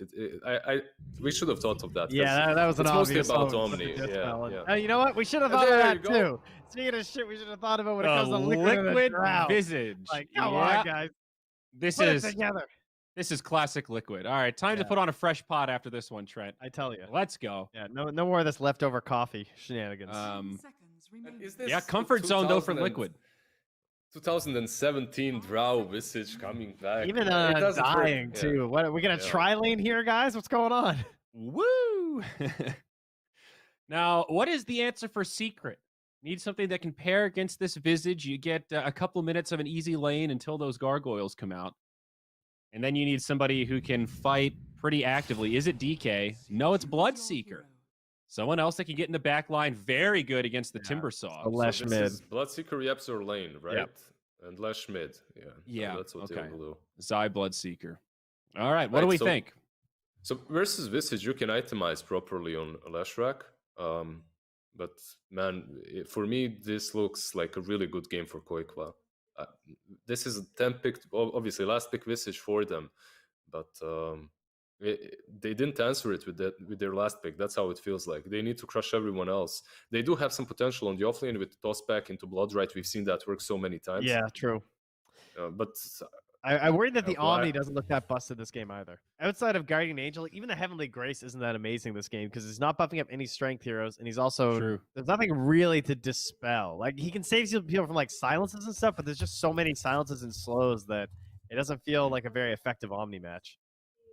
one really good thing about this 10th pick Bloodseeker is you'll see a lot of skirmishes early on because of Visage, right? He likes to push. You have Timber as well. Both of these heroes, they really want to take those objectives early on. Yeah. And Bloodseeker will be able to really utilize his level 4 Bloodright that costs no mana and Thirst as well. So that's kind of good for Secret. All right. Man, it's Drow versus Troll. I'd go with the Drow. Yeah, go liquid. Okay, a 2-0 has been called by the analysts. So naturally, we're going to game 3. If you think you're smarter than us, maybe go over to egb.com. There you have an opportunity to apply your knowledge to win some money. Test yourself. How much of a Dota expert are you? Now, remember to do it responsibly and have some fun. But EGB below the stream got you covered. Now, we're going to send it over to them casters over there. Dang out in that cow field, man. Yo, KP, Pacquiao, what's going on? Yeah. Looks like Team Secret gotta step it up, and we're gonna step it up too because the Russian's showing us up, Liz is showing us up, so we're bringing you the Cowboy Cast the entire duration. We got some action here. We've got Team Secret versus Team Liquid. Now we've seen some shit over the last couple of days, but this really takes the cake, doesn't it? I mean, who would have thought it? Secret and Liquid both in the lower bracket. Just looking at elimination right here. Team Secret getting themselves spanked left, right, and goddamn center. By probably a Visage and a Dro this time. This is going to be a roll in from Tiger. Good connection on Anisha. This pony's being roused around. Now, can the Cowboys tame it? Looks like he'll be able to escape the pen and make his way back into the fair meadow. Nah, he's gonna get slowed down here, but he's just gonna run away. Nah, Yapster might be in some trouble here. Whoa. God My damn. man's gotta run. Tiger. He's gonna toss away the old I don't Earth Spirit think- there. Yapster, he's I gonna don't go think he's down tossing there. away. No, he gonna give it over, and I gotta say, I'm not really sure how Secret gonna rustle this one up. They keep giving over kills to Liquid like this. Yeah, nah, this is the first blood here, but we'll see if this actually has any sort of impact on the main stage. Damn right. I mean, it's first of many. This lineup from Liquid, it is designed to go fast. It is rigid, and it is looking to gun for his opponent straight out the gate, right, with the Drow and the Visage. I don't want to get any more hate mail from angry Americans for making, making a That's poor okay. attempt at their. That's their why I accents, was but, covering you with the bad pronunciation of Visage. All right. Thank you. I got you, Greg. All right, let's get ready for this one, because now the panel, they said some words, and all that really matters with those words is that they said that Secret are going to lose. And as we know, Pycat, there's a special thing as old as time itself called the caster curse, which I accidentally done yesterday. Apologies, Secret, when I said that VP definitely win 2-0 them. So if we say that Liquid are going to 2-0 Secret, then we should get a third game. Wait, no, we won't get a third game. There we go. Yes, and also the moon kind of tends to dictate, depending on where the moon is when a person is born, that dictates, you know, how the person is going to turn out. These are all completely reasonable and logically explainable things, and it does make sense. Except flat earthism. Flat earthism doesn't make sense because you can see very clearly from the Dota world that it's a slanted world. Okay, it is flat, but it is not flat. Okay, it's like it slides upwards. You know that? I was not really aware. No. Now you are. Welcome to Dotaism. This, The more you know. I'm Poppy. He's creating his own little lane over here. Not really the matchup where you expect an Earth Spirit to struggle so much, but he's already been pressured pretty hard here. I mean, in that 1v1 Omni sort of reign supreme, the purification just makes it so that you can't really trade properly, but there's Spirit. Puppy might get the curve. Oh, gets punched back into the tower. He needs to get out. Puppy is actually... Alright, you know, I take back what I said. Taiga gets level 2, he uses it to his advantage, and just, you know, he punts Puppy into the tower. So a smart move by Taiga there, just biding his time, suffering through those first creeps, and then kind of baiting Puppy into that mess of a situation for him. Oh, now Taiga, he's warming up. Puppy was just the beginner. He's now starting to bat the Timmerman under the towers. I mean, Omni will be there to offset it, but Timmerman already getting a bit bullied. And speaking of bullied, top lane, where Zai is going to be brought down. Have a large toss to get them away. Yapzor can't turn around and punish Mike at all. Yeah, Sai is going to return to this lane now, though, and there's no Cur for Mike. I think there may be a bit of regen. There's only Mangoes, unfortunately, for the Undying, so he can soul rip Mike, give him some health, but Sai's gonna come back here, and he's gonna be a little bit happier, at least, from having some extra move speed, attack speed from that thirst. Probably not for long, though, as they're already trying to beat him in the face. Just the power of an Undying. I mean, this kind of the thing we've seen. I think it was insane the update when we saw him Undying. The first few minutes, the impact he had made the pick worthwhile. But now, they go straight for Mike. They bring him low. One more tap will kill him off. Insanian not really able to protect when he's on the other side of the fight. Yeah, and this sort of, you know, for a brief moment there, the lane was sort of favorable for Liquid, but that's kind of, it's kind of untrue since that Curry died. It means that they didn't have enough regen to send out to Mike, and Koipa actually. I mean, he would die for it, but I think Taiga might have been involved. Occur. I didn't see if Taiga was actually involved in that. It does look like, yeah, I think Taiga was involved. It looks like he got some damage in there. Yeah, he's going to assist to his name. This type of shenanigans is going to be involved in, so most likely. I mean, getting that kill on Nisha, it's not really a hero we see get kills pre-6, right? Like, usually you pick Zai not because you're going to win the lane, it's what happens the moment you get your ultimate. I mean, I think the matchup is pretty good for Visage against Leshrac throughout the game for at least like quite a large portion of it. The Soul Assumption is such a strong nuke early on. It's just way too high damage for the Leshrac to deal with, you know, if you have the help from this Earth Spirit. And you see Taiga, he's also, like, once again, what Liquid do generally when they pick this Timbersaw is they make Taiga free agent. They allow him to rotate to a bunch of different lanes and have impact. Up to top, Zai, the blocks are coming in. It looks like he's going down again. And just in time for the runes. So, like you said, that this is what they do. Last game we saw Boxy suffer a lot for it. Do we expect similar this time around, or do you think Boxy should be more capable of remaining independent in this game? Like, he's less likely to just hemorrhage death after death after death. I mean, to be fair, Boxy didn't die. He just had that one death early on to the Magnus and the Sven at level 1, where he got screwed into the tower. And we didn't really see that happen yet, since there's no Magnus or Sven. And in this lane, it's not really possible for the Timber to die that much. You could potentially struggle a little bit at level 4, just because the Troll's nukes are kind of strong, but once you get to level 5, you're pretty much just going to be able to solo both these heroes without a care in the world. Already you can see that he doesn't really care about these right clicks from Troll. The armor in the region is just way too high. And no, he died past laning stage in that first. Yes, it was Zai's rotation, I think. It was the one that sealed the deal when he came down as the Underlord and jumped him under tower. So. This is a game where Zai could do similar, right? Like a Bloodseeker against a Timbersaw. It's a hero that can kill Boxy. Yeah, exactly. And before that Lotus Orb, you're kind of vulnerable. Even with the Lotus Orb, you are sort of vulnerable, but at the same time, you can at least get some counter kills. Well, then. A little bit of pressure on the Timberman. Just trying to keep him uncomfortable so that Boxy can get past that awkward level 4 you were talking about. It's not like he's got anything else to do right now. If you look at the mid lane, Nisha, he's not going to feel comfortable in this lane by default now, considering Quakefor finally has the birds. Yeah, he's just gonna be kind of okay though. He's just gonna farm the jungle. You see Nisha's already top net worth, and he's just gonna run around here in the jungle a bit. We'll pick on Insania there. It looked like he might have got away from that for a moment when he dodged the blood right, but as a result, it does mean Zai is not only getting that kill, he's going to be able to get his hands on the stack as well, which is a big one. Although it hurts a crap ton being the double Hellbear. Good lord. Yeah, you really want to get some of these creeps on the Bloodseeker so you get some HP back up.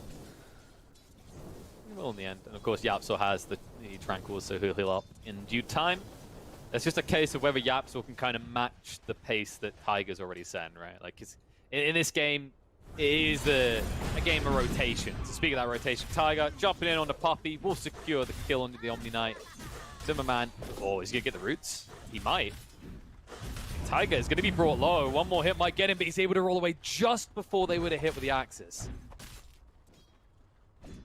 Yeah, and you can see up top, you see that Miki is already 6, so this lane is going to be pretty tricky now for Zai. If they can get on top of the Draw Ranger, of course, it can be fine. You can deal enough damage, then the Draw Ranger can't really just man-fight you anymore, but if she's just the one starting hitting you, Nisha though with rotation, maxed out Edict, they should be a very, very dead Draw Ranger. This is always the moment when you think the strat feels a bit dirty. With the maxed out Diabolic Edict, it's so easy to clean up a kill, and they'll clean up a second. They're rolling from Tiger. Looks like he wants to be the third. Nisha's tanky enough to stand under the tower. He doesn't care. Tiger, however, should have.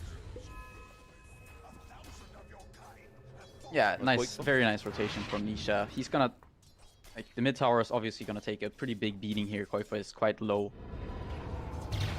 Quakefor, but we'll be able to get healed just in time. That should stop Nisha from killing Quakefor off there. So nicely done to make sure he doesn't give over a kill. Instead, he's going to turn around on Nisha as the Diabolic Edict is ended. He's moving in with the Soul Assumption. It's not quite enough to kill him off. And he will lose one of the birds for his trouble. Meanwhile, top, look at this wrap. Resummon, so. Mike in trouble. Ava's going to be there. Toss follow-up as well. It's going to bring him low. They need 2 more hits, but Mike, now he's got the slows of the Yap so he can move away. They'll jump in. They will be able to clean him up, but Boxy will find one in response. But Timberman very low as well, able to move away. But look at this wrap. Insania. They're going to cut him off. They're going to force that Battle Trance out of him. There it is. He'll go straight, and he will be able to find a kill on Insania by the looks of it. He gets one more hit with the root. It'll be good. Cleans him up with the double kill. But Timberman now able to move away for the moment, but not quick enough as Boxy stays on top of him with the slows. Will clean him up. Yeah, and Matoba, he went for this 2-2-2 build. Going to the Morbid Mask. Maybe this is a Mask of Madness. Not really sure what the build that he's gonna choose here is. I'm not sure. I don't know. I wouldn't really hate seeing some sort of Manta build with potentially Diffusal, something like that. I think it could be nice. Just you want to have something to get out of silence. Potentially, you might just rely on this Heavenly Grace to do that for you, but definitely doesn't feel like a Battle Fury type game, right? Like Liquid's lineup is too fast. I think the Battle Fury build would look quite awkward. But you know, you never know. Oh, Zai's looking pretty awkward. Mike, though, is also looking pretty dead. He is. They'll find Zai in response, or will they? He's running so fast because of that kill into the Drow. He gets under his tower, but Insania will chase in and kill him with a decay. Bigger kill definitely claimed by Secret, though. Maybe if Liquid can convert this into a tower now with Quakefor down here, it'll be worthwhile. Yeah, Yapsor he's waiting around here. It's hard to initiate into these heroes, though. The Visage, too tanky, the birds. Definitely. Nisha just wants to try and secure the farm they were trying to get their hands on. Yapsor already halfway towards that Blink Dagger at the 10-minute mark. It's not too bad for Secret.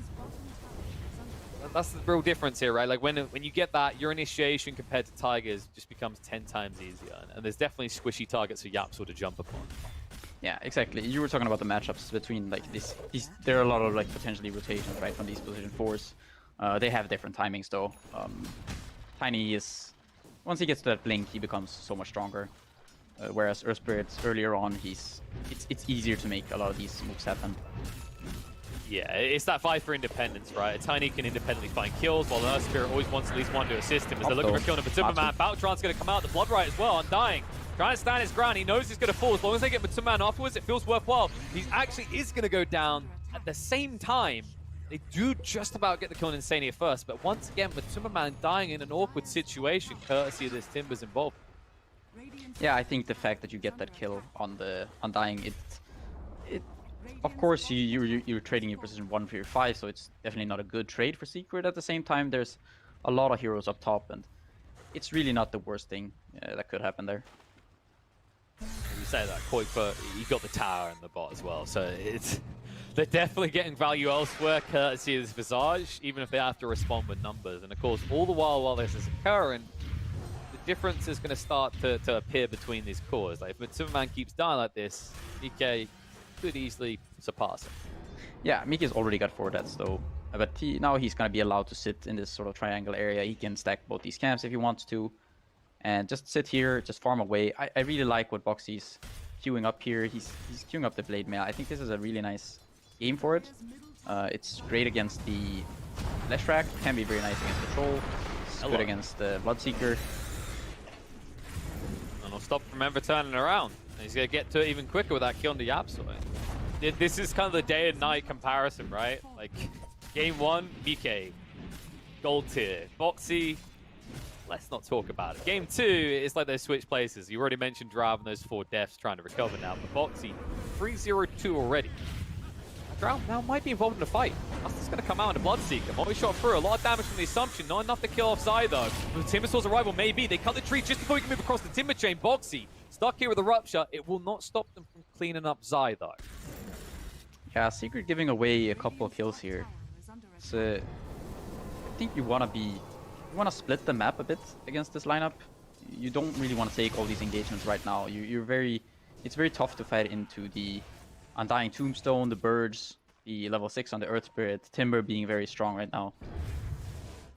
It's really not that easy for you to fight these guys right now.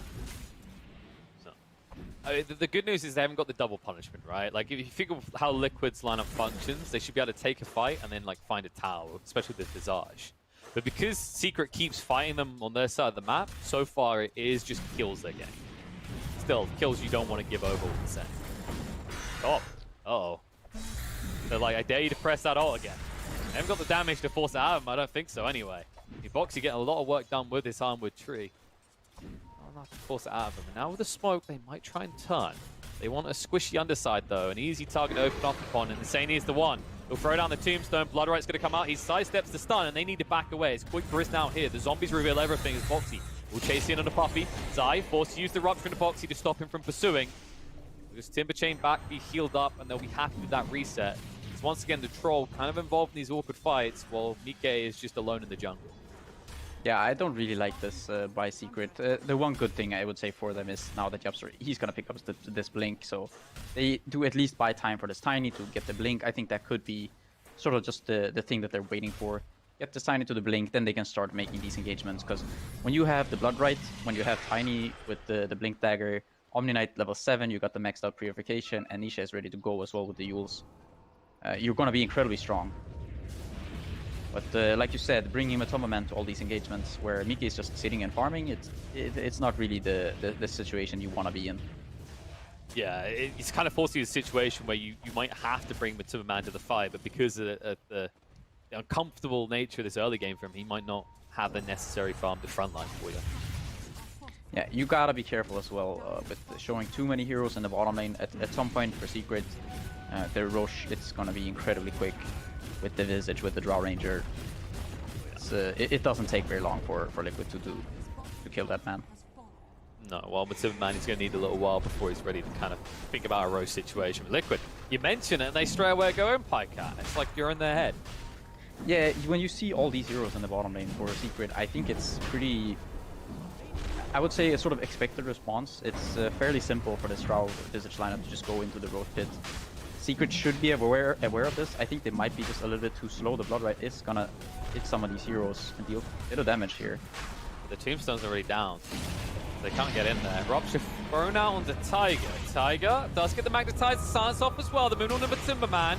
They'll force out the GA. They can just look to reset. But Yapsel with the jump in. Avatos quick for brought low the blood right. He can't sidestep it in time. He will be brought down. Tiger also next to fall. The magnetized has done decent damage, but not enough. BK has got that Aegis. That's going to be taken away from him very quickly. They'll get him the once, and Liquid have no way of stopping it from happening again. As BK will attempt to TP out. It was a cute idea. But Nisha, he primes the stun to ensure that that TP never gets complete. Yeah, and that was sort of... That might have actually been the best approach by Secret. I'm not sure if that was just sort of a fortunate turn of events or if that was their plan all along to just bait them to do Roche. But I think it looked more like they, oh shit, they're Roshing and then they get in there. But all in all, it ends very well for Secret. The Tombstone is about to expire. They get Nisha in there. Yapsor's going in. They have all these spells that are easy to use. Nice block on the roll there initially from Zai onto Taiga. The Rupture, making him just a bit faster. And that definitely favors Secret. Most definitely. Now the 3k net worth lead for Secret. Boxy did get the TP off just before the tower went down. Roll through is going to be a whiff. Bloodright will zone them away. Liquid, a little bit split as they try and pursue this. They did get one zombie on Anisha, but that's not enough. The roll in isn't going to connect either. Tiger gets hit up with the Rupture. Yapso down with the Avatos on the 3 heroes. Tiger will be healed up though. But the jump in is there. Matumberman with the DD in the battle trance. Looking on Insania. Will burst it down. They find more is the real question. Boxy trying to escape to the south. The Timber Chain doesn't get into safety though. They're going to keep pursuing this. They know they can. The Ava is going to come out. Yapso has the toss. The stun follow-up from Leshrac is good. The double kill is secure for Nisha. Yeah, and right now this Secret lineup is so strong with they pretty much hit everything that they need to keep fighting constantly. Zai has the Veil. They have Omni-Knight, like I said, now with the maxed out Heavenly Grace as well, and the maxed out heal. Yapso ready to go with the Blink Dagger. And I also really like Matomba's build here. I think this is definitely the way to go. You get this Yasha into Diffusal. It's gonna mean you're very strong and you're able to chase down some of these heroes. You can go into the Manta or the BKB as well. Yeah, I think it's something we highlighted on previous days. Like, you really are not a fan of Battle Fury. You hate the idea, right? Because Troll, he has ways of farming already, and this hero is able to fight sooner than some of the other carries getting picked right now. Yeah, and you also have multiple cores. Your Bloodseeker is going to be able to scale into magic and sort of this team fighting. Your Leshrac is going to become very strong this game. Rupture, that's a bigger pickup than Finder. Boxy down to half HP. Nisha, he's feeling pretty confident. He's a speed demon right now. Time to find UK in time. Just keep whenever you that find pressure like you're talking about. Whenever you find this faded brooch on Leshrac, you just it's like Life that. You know. Yeah, exactly. Yep. Life is good. Yeah, and they had it come before him. I mean, come on, Boxy got his hands on the Ironwood tree. They needed something in response. Although, I don't know. I think maybe Boxy's still the happier one in terms of neutral items. If Leshrac does get the Craggy Coat at tier 3, though, then we'll be looking at a Leshrac neutral game for sure. Yeah, Koikva he's going to this AC, so he's gonna hit this within the next 3 to 4 probably minutes, unless they take a bad engagement. Oh, So, hit the might stun be on the tough. Tiny. He tried to jump in with the blink to interrupt. The GA is going to be forced out. Yapsor down to half HP. A lot of damage being dealt here. They're going to find a pick on the Insanian first. But Buyback's going to come out. Yapsor now in trouble. Will be burst through. Nisha run out of mana quickly. And if the slows connect, he's in trouble. The roll through. Off the mark from Tiger, just trying to keep him in the area. Matumberman turning with the battle trance though. Boxy healing up. The reactive armor working in his favor here. Matumberman is dead. Boxy will live. Poppy will be chased onto next, but they say no, bigger target. Tiger hit up by the Rupture, but the Magnetize, he min-maxes, make sure the rollout is perfectly timed to keep the Magnetize going. They'll find a pick-off on the Zai. Nisha will also fall on Liquid. Looking to strike back and drag that net worth back down towards even. Still 4k to Secret. Now Liquid can get on the map, find those bounties, and probably bring that down to 2k. Yeah, getting that battle trance off on the Timber, it's like the worst target you can find. He has the Blade Mail, and he has... I think it was like 6 plus 38. I think it's like 44 armor. So you're pretty much not really dealing any damage. Before you have the Diffusal, you're not really going to do all that much. If you have the Diffusal, I think that fight's completely different. Because then the Timber just might go down to the mana burn and everything else. It's Secret, like we said, they felt they had everything ready. They just wanted to run at them, but Admittedly, maybe a little bit overconfident. You saw how much they prioritize vision in that triangle. Like, it's a respectable move, but it is a risky move to try to play into Liquid's triangle area this early in the game, right? It is. It's hard to fight into the tombstone, and also that was the buyback on the Undying. He comes back into the fight, has some nice impact in those engagements. Mike's beginning to bulk up a little bit now, which is getting more worrisome. That means he's not going to be the easiest pick off at the start as he's getting close to that Manta being complete. He's keeping pace with Timberman right now. It is going to go into the Bastion next, so he understands I just need a way of definitively controlling whoever I jump on, keeping them on the spot in front of him. Yeah, I think the real thing here for Secret to kind of... They need to figure out how to deal with this Timber, so potentially you can try to just ignore him in these fights, but he's gonna be in there with the Blade Mill. Gonna be tanking damage, dealing damage, so... Timber, I would say, is sort of the issue for Secret in this game. He's got the Blade Mill, even now with the mech going for those Greaves. Yeah, it's fair to say that with having this Omni Knight and having this whole lock on him, it's easier for Secret to go just more glass cannoning on these cores, right? Because the Omni Knight alone can allow even Nisha or Matumman to do some serious frontlining at this stage of the game. Yeah, and Nisha is going for this. It feels like this is the way in China people have gone for this. Yeah, we always reference China, right? But Yeah, we exactly. rarely see it in EU. Yeah, exactly. People usually go for Bloodstone and I don't know, some sort of scalability, but Nisha just going straight up Axe. He's gonna have it right now. See if they can play off that power spike. They're in the area where things went wrong last time, but this time around, as you say, they got the Axe, they've got the Diffu. They're a lot stronger. Liquid, maybe not ready to try and defend this. They'll linger the rounds, see if there's a mistake. Boxy is TPing in, but the tower is already done. Yeah, once the courier responds for quick, but he is gonna have that AC, so he's also gonna be very strong. When it comes to fighting, there's gonna be a ton of physical damage between the Draw Ranger and the Visage. And you have the front line from Boxy now with the Greaves completed. And look at the supports of Liquid as well. Nobody wants to die immediately. Like, I mean, there's some heroes this feels good against, right? It's not just the fact there's a Bloodseeker that if he ruptures you, you can kill him. It's also you're against a Leshrac, but double Blade Mail. Oh, triple Blade Mail. Triple Blade Mail. One on Boxy. Yeah, it's very nice to have when you have all of this uncontrollable damage on Secret. It's gonna feel pretty good. Whenever I see lineups start to pick up Blade Mails in mass like this, I always remember that infamous clip where a Cottle charges up his Illuminate and 5 heroes with Blade Mail run in front of him. I remember the old, counter the Tinker strategy. You know, it only works once, because after that he buys the Yules, but you just all of a sudden pop up with 3 Blade Mails, you kill that Tinker. What was the other class? Oh, the other one that would go relevant for this game is Bloodseeker. When you're a Centaur and you get ruptured and you just buy a Blade Mail and Stampede.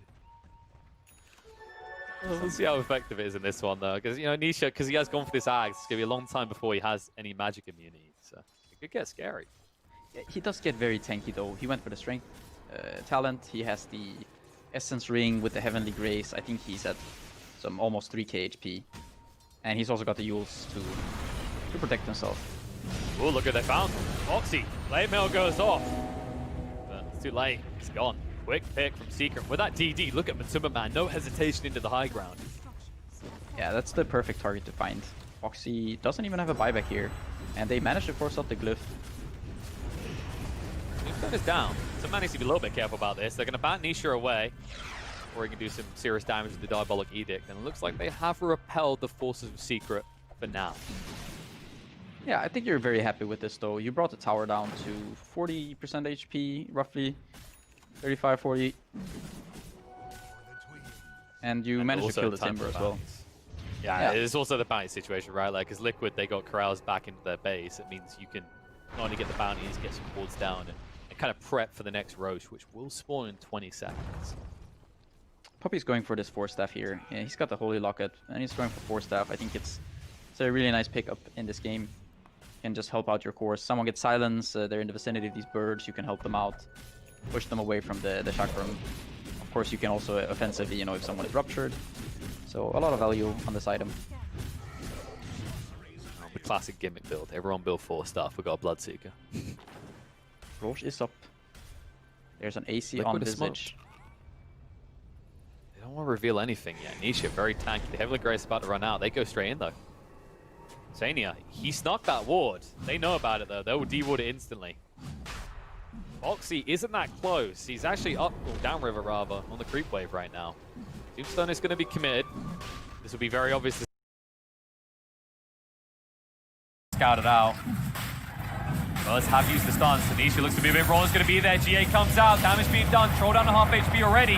Rupture throw now. Avalanche toss on the target to keep on the spot. He'll turn and fight as Timmerman uses the battle trance on him. But on the other side, Nisha being brought low. Jump on a Mike. Silence forced up to the high ground. Able to TP out to safety. In the meantime, Nisha now being burst through and brought low.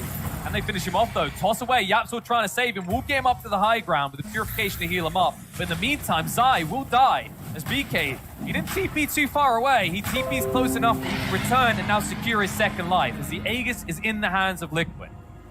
Yeah, he actually just canceled the port. It's a very wise decision by Mickey there to not go back to base. He comes back, Bloodseeker, he was up there, he was separated all alone. And it's very easy for Mickey to just finish him off. They did use a buyback on the Earth Spirit, but you secure the Roche. It's gonna be Aegis and Cheese. Most likely this tier 2. Mike is going to be very happy that he didn't finish the Manta, right? Because that was different. I think he pivoted at the end before just deciding to actually pick up the ultimate orb.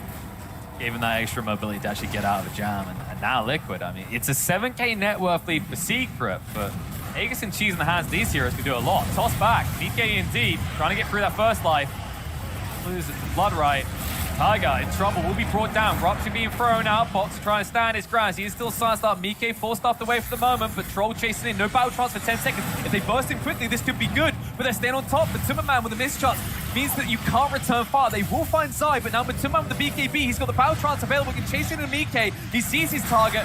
He focuses his sights and he moves straight on top. And with the battle trance activated, the avalanche control as well, they'll be able to find him. Poikva does get a double kill as he snipes out Nisha on the side. And now with Timmerman turned around upon, the stun control is good, but the Heavenly Grace is protecting him. There's too much damage. Poikva gets himself the triple kill. He's still looking for more with the Soul Assumption. He's got it pumped and ready, and Puppy nowhere to run and hide. Purification will buy him some more time, but Foxy will claim his life.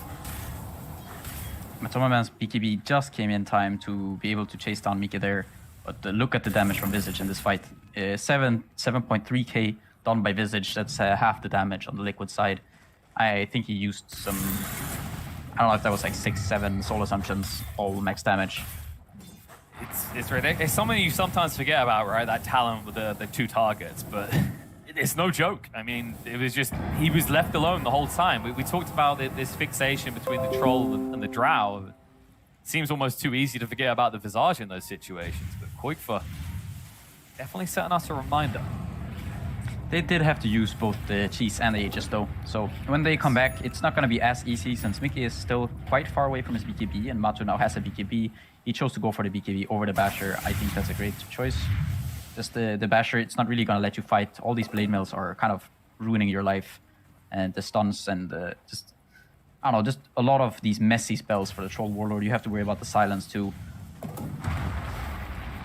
Yeah, you know, we see it's very clear cut for him, right? If he can get on top of Mike, even if you get on top, then there's a Hurricane Pike. The mischance is screwing Mike over pretty hard right now. It's just kind of their goal, is that Mitsubiman needs to run in like a wild beast. Although it didn't end beautifully for him in that last fight, it does give him kind of a clear purpose when engaging Liquid. Yeah, you want to just get on top of the Draw Ranger. Boxy here. I think we saw similar last time they got into Liquid's base. So this time, Boxy is tanky enough to move away. We'll just immediately go for the TP on the high ground. And Nisha is too paranoid. They don't have vision up there. He doesn't want to run into just, you know, the bird drops into some rolling boulder or whatever. You're just going to die pretty much immediately. And that's the craggy coat. We'll see if they actually put it on Nisha, because he might also be kind of happy with this Essence Ring. Double damage top by bottom.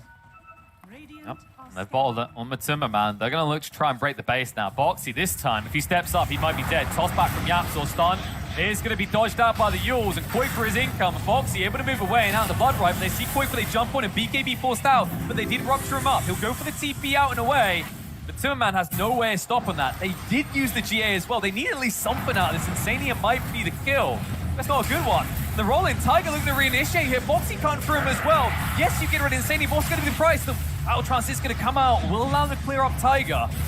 You lose Yapzor instead. And in the meantime, Boxy will be felled outside his base. That exchange, Secret now have a way to enter the base and try and do some serious damage here. The glyph is available again, though, so I'm not sure if you can continue this. They forced out the glyph already, and there's gonna be Edict. This should be at least side here. Yeah, Koifa doesn't have birds, just nerfs for 10 seconds, so There's no familiars. buyback on any hero for Liquid right now. It's not too surprising, right? Like, they need every item they can get. They're now 8k behind Secret.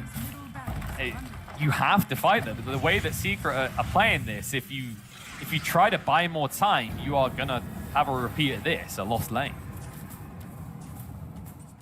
Yeah, Secret's lineup is now completely online. All their sort of timings that are necessary are there. They have the Greaves on Zai. Poppy has reached, he's got the 4-staff so he can be safe. They're even gonna get the Bloodstone now. Nisha with that Axe, Yapzor ready with the Blink Duel's Force. Troll with the BKB. Everything they need to fight and take these engagements is now there. Think about what Liquid still need. Probably 2 more items on Mike to feel comfortable at this stage if you really want this Drow to carry these fights. Which puts a overwhelming pressure on Quakefoot to still be the pace setter. He's trying to do that by going towards his Ags next, but one way to go. Yeah, and I'm not sure that the Axe is the thing that you need in this game. I think potentially getting a Nullifier or even a Scythe would be something that could definitely help your team. Of course, it's going to be nice to have that additional bird. It's just going to be some more damage, but you still have some issues with the GA here. No, definitely. And Mike, he wants to go for his Butterfly, but I'm curious. Because Mitsuma Man's probably going to start getting components first, unless he saves to outright buy the MKB. If BK does change to a different item, like, where do you go in this game if you're the Drow? You thinking someone like maybe an E-Blade type build so the Troll can't hit into you? I know we sometimes see that on Drows. Then again, you are against the Lishrak in this game. It's difficult to itemize. Potentially getting an MKB of your own or even a Skadi or something could be nice. Butterfly, of course, is just going to boost your team. If they ever do win an engagement, the base is going to die very, very quickly for Secret, but... This is a tough one. Oh, if they find this kill, I'm feeling pretty good. It's just too fast. 455 movement speed here. Good luck with that. Liquid should just back up. Eyes will start to turn to Roche, which is... Could respawn in just a minute at a time. And then, Secret, as it currently stands, they posture better. Timber forced to use Yules. Smoke's coming from Liquid. They're trying to reinforce this fight. Boxy dishes a lot of damage on Nisha. He will force out the Bloodstone, the GA as well. Damage on the Yapzor has the Yules to dodge out. The Soul Sun's coming through. Mike stands on the high ground, full in force into Puppy. We'll run him down, but Timmerman with the BKB is able to TP away. But not the right time for Secret to lose a fight like this. Liquid can now posture around that pit with Roche potentially coming up in 20 seconds. Liquid may have just found themselves a pretty damn good lifeline. Yeah, they're also right outside the base. There's a glyph for Secret, and you have your Leshrac. The lightning is going to definitely help holding this, also with the Blood Right. My bad. More damage done to the tower. Will get stunned up. They don't bring it down though. Nisha now in trouble, needs to be careful. They're bursting through quickly, able to get away. Barely though. They still lose the tower. They do not even kill the birds. Now their racks are in peril. No easy way to stop this either. Drow is fairly tanky at this stage. The glyph is good enough. That's what they wanted. Liquid can now back up, maybe think about Roche, but it's going to be another minute until it's up. They're even gonna just linger here. There was not really any way for Secret to start engaging there. The Troll's BKB is still on cooldown, so you don't really want to go in there. A nice move by Tiger to secure those bot runes, which is what Nisha's trying to do as well. Now, luckily for Nisha, it's still 30 seconds till Roche spawns, so it's not like he's going to be out of position and there's going to be a quick Roche sneak. And this will be obvious to Secret, as Mike did just show bot. Question is, if you're Secret, is it smoke time? Because you don't want to necessarily risk Liquid sneaking past you. And the answer is yes. Poppy has the smoke on the way.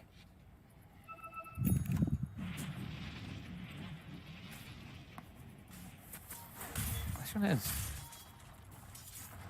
what does Liquid do in response to this? Like, do you anticipate this smoke and back up? Can you afford to with Roche potential on the line? It's a tough spot to be in. They're gonna give away the haste to Niche. Tiger. Not only the haste, they might give away the Earth Spirit as well. He's in trouble. The Avalanche controlling him up. The Strax damage too much. Buyback coming out from Tiger. Nisha is being stunned up, but they'll be able to force stuff into safety. Buyback out of the Earth Spirit really costs you nothing. Comfortable situation for Liquid as well, because that is really their primary initiator now without buyback. Yeah, and also his dreams of BKB are now sort of more of a distant thing.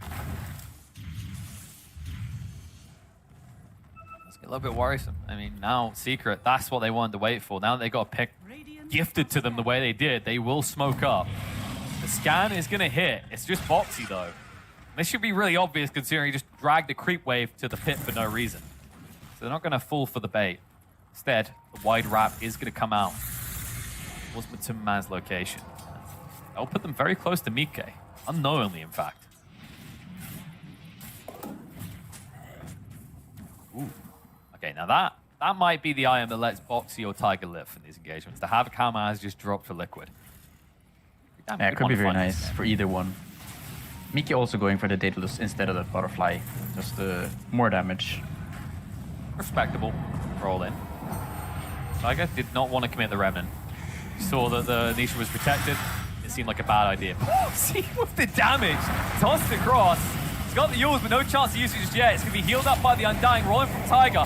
Live forced to actually throw out that rupture onto Tiger. Nisha with the BKB now, being hit and do by Mike. Down to half HP, but moving fast enough away. Puppy forced into the GA. They will find the dieback on a Tiger. Now the Battle Trust, but Matumman chasing in with the Magic Community, but blocked in. Insania make sure he cannot stick on top of the Undying. Now Undying slowing down Nisha, controlling Matumman. He's going to be brought down. The Tombstone is still standing, and now no easy way for Nisha to fight. Puppy's going to fall to Boxy's side as well. Nisha dead. Everyone but Yapsaw down. Roche will be going the way of Liquid, and there is nothing that Secret can do about it. Yeah, make it the damage there in that fight. With the BKB, they don't really have anything for this draw. When Matumman is already committed to BKB and this ult, if he's not the one hitting this draw ranger, then this draw ranger is completely unchecked. You cannot deal with this hero if you don't have the troll to be on top of it. Now there's gonna be... They're gonna give the axe to the Visage. I actually thought they would give it to the Draw Ranger, but they're just gonna give it to Koikba, so he's gonna be able to just buy another item, whatever he wants now with 5 gold. Oh, oh no, he didn't get it! He didn't get the kill! It was a smart idea from Yapsaw, but that's gonna cost him dearly. He does not have buyback. He's about to come his way. He was just 5 gold short, so he will be able to buy back here if need be. But you can guarantee Liquid are going to try and drain Secret's coffers dry here. When you're a drow and a Visage in the face like this. They want to force buybacks. There's no glyph. No, there isn't. They're hitting on the tier 4s. One buyback coming out. That's the one they wanted. They're just going to back up for the moment, as it's not long until Secret's heroes will respawn. But look at the shift. Look, think about that. Where were we before that big fight, just before the Roche? I believe Secret, they had a few thousand gold net worth lead. Now 9,000 up for Liquid. Yeah, I mean, a lot of it is the Axe from the Roche, right? The Axe Blessing, it's like 6k something. So it should be about a 2k advantage now for Liquid if you discount the Axe.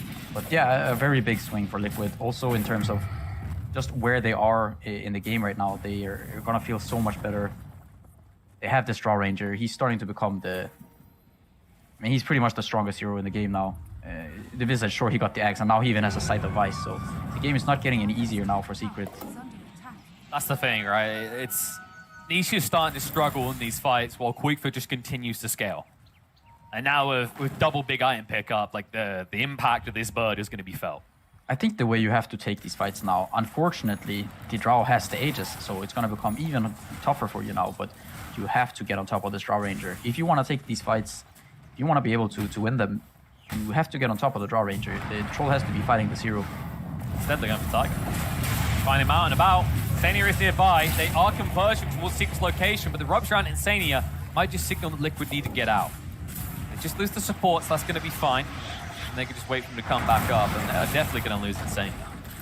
Voidfoot, he's okay. That was, yeah, he'll BK. Oh no. If he gets bashed, nice control with the birds, forced out the battle trance as well, but Superman really wanted that first hit, but didn't want to use the Minotaur Horn to get it. Yeah, exactly. Kind of strange. I think he didn't really think about the Minotaur Horn. He's like, I don't want to commit to BKB. He's fine with using the ult, but if you pop that Minotaur Horn, potentially you get that thing. And Spell Prison now for Liquid. They're gonna get this to the Visage. I'm thinking so. Like, the Enchant Quiver isn't bad, right? But just think about the damage he's been putting out with that Soul Assumption.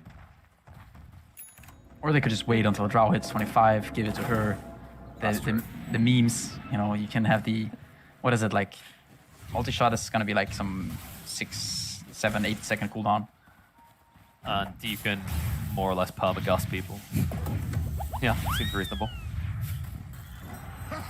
Although the Gust's not the biggest deal in this game with the Magic community, the Heavenly Grace, everything. But yeah, each little piece, I'd imagine it is going to be quick for though.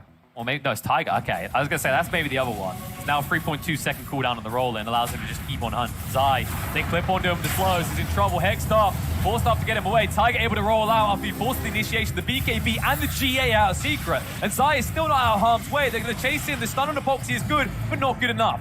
69 seconds is too long for Zai. He will fight back straight away, but the BKB run and Miki's found a bigger target. Nisha being slowed up. They use the buy some time, but Quick now in. The Superman with the BKB forced to stand and fight. They'll eat the cheese. Quick able to move away from the moment. The BKBs will run long enough for him to escape, but Superman, with his match community now gone, needs to run. They'll find a pick on the Tiger, but it will cost them Nisha, and it might cost them more. But Superman now going to be ran down and killed off. He's low. Maltrance buys a little bit more time, but there is no way this is sustained. Nisha now trying to turn around and fight here, but he might die before the rest of them. Mike brought low, forced off into the mess, will lose the Aegis. They have lost Oikba along with Insania, which means Mike should be dead here. They hold Secret. It cost them dearly. Big buybacks coming out, but Suma, Nisha, and Zai having to commit theirs, but they do repel the forces of Liquid. And there is no buyback right now on the Visage. He's missing 70 gold. Does this actually work? Do you actually get the additional GPM bonus from the Philosopher's Stone? I believe so, unless they recently patched it. Yeah, then it's a very nice move for Liquid there, making sure the Visage is going to have the buyback before Secret reach the base. But yeah, it cost them a lot.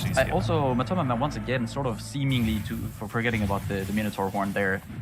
I'm not sure it would save him. It might have put him just dealing enough damage that they weren't forced to buy back, but still, you can see Liquid, they are very strong right now. So they can do this. DA's coming off cooldown in 20 seconds. Roll in from Tiger. Forces out the BKB. They're going to TP away. They're happy with that. They get the 2 big buybacks. Zai able to get out. Puppey might not be so lucky. She looks like he... Oh no, Foxy! He just about sees him for the Yules. They will at least find Puppey. But considering the buybacks you just committed and considering Puppey still has buyback himself, Liquid are not happy. No, I think you're very happy now. But like, things turned out this way. Now the game is sort of at a dead even-ish position. You're gonna have to buy back probably on Puppey here. There's gonna be a push, but you have your GA, you have all your spells ready for Secret, and oh, buyback status. We've got Timber and we've got Omni. Looking pretty dry, is what I'm hearing there. Mind you, Boxy, he's been doing a lot in these latter fights, the way he's been scaling.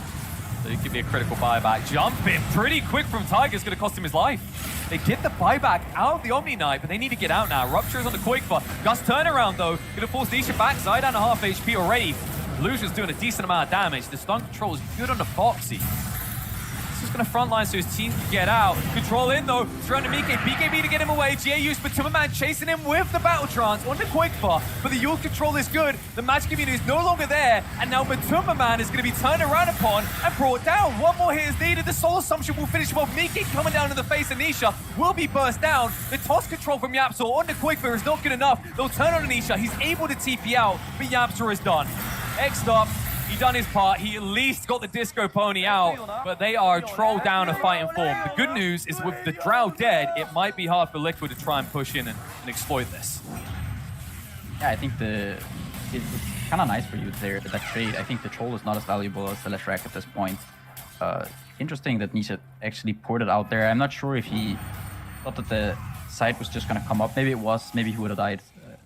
But yeah, he gets out, and now they have the Leshrac is alive. He's sort of the driving force of this team. He's the big bad disco pony at this point. Yeah, it was a safe choice, right? Nisha sees this situation in this game. Maybe they also feel like, okay, if we just stalemate this, we go a little bit longer, our troll is just going to get more and more formidable. Like, once he gets MKB, maybe Satanic further down the line, he shouldn't really ever die, even in awkward engagements like that. I mean, look at this Leshrac. He's got the Timeless Relic, the Shiva Axe, the Lightning Storm damage with the extra slow. This man is dealing some serious damage in these engagements. He's a goddamn stallion is what he is. Are scanning. See if he can continue to dictate the flow of these fights, though. He's quite far. He's still got some wiggle room for some scaling, and he's definitely had equal impact to Nisha in these fights so far. Yeah, if you look at the net worth, though, it's kind of funny how the Leshrac is 4k ahead, despite the Visage actually getting that Axe Blessing drop from Roche. I think it's true, actually. The more I think about it, like, Nisha, you remember last game where we talk about usually he hasn't had the best games recently, he hasn't maybe been set up for success? I mean, this game, having the net worth lead by a substantial amount, you compare it to Matsubaman, who is 10,000 gold behind his comrade in arms here. Yeah, Nisha, he's just like, he's tired of not having great games. I'm okay, I'm done. Give me Lesh. I will show you how it's done.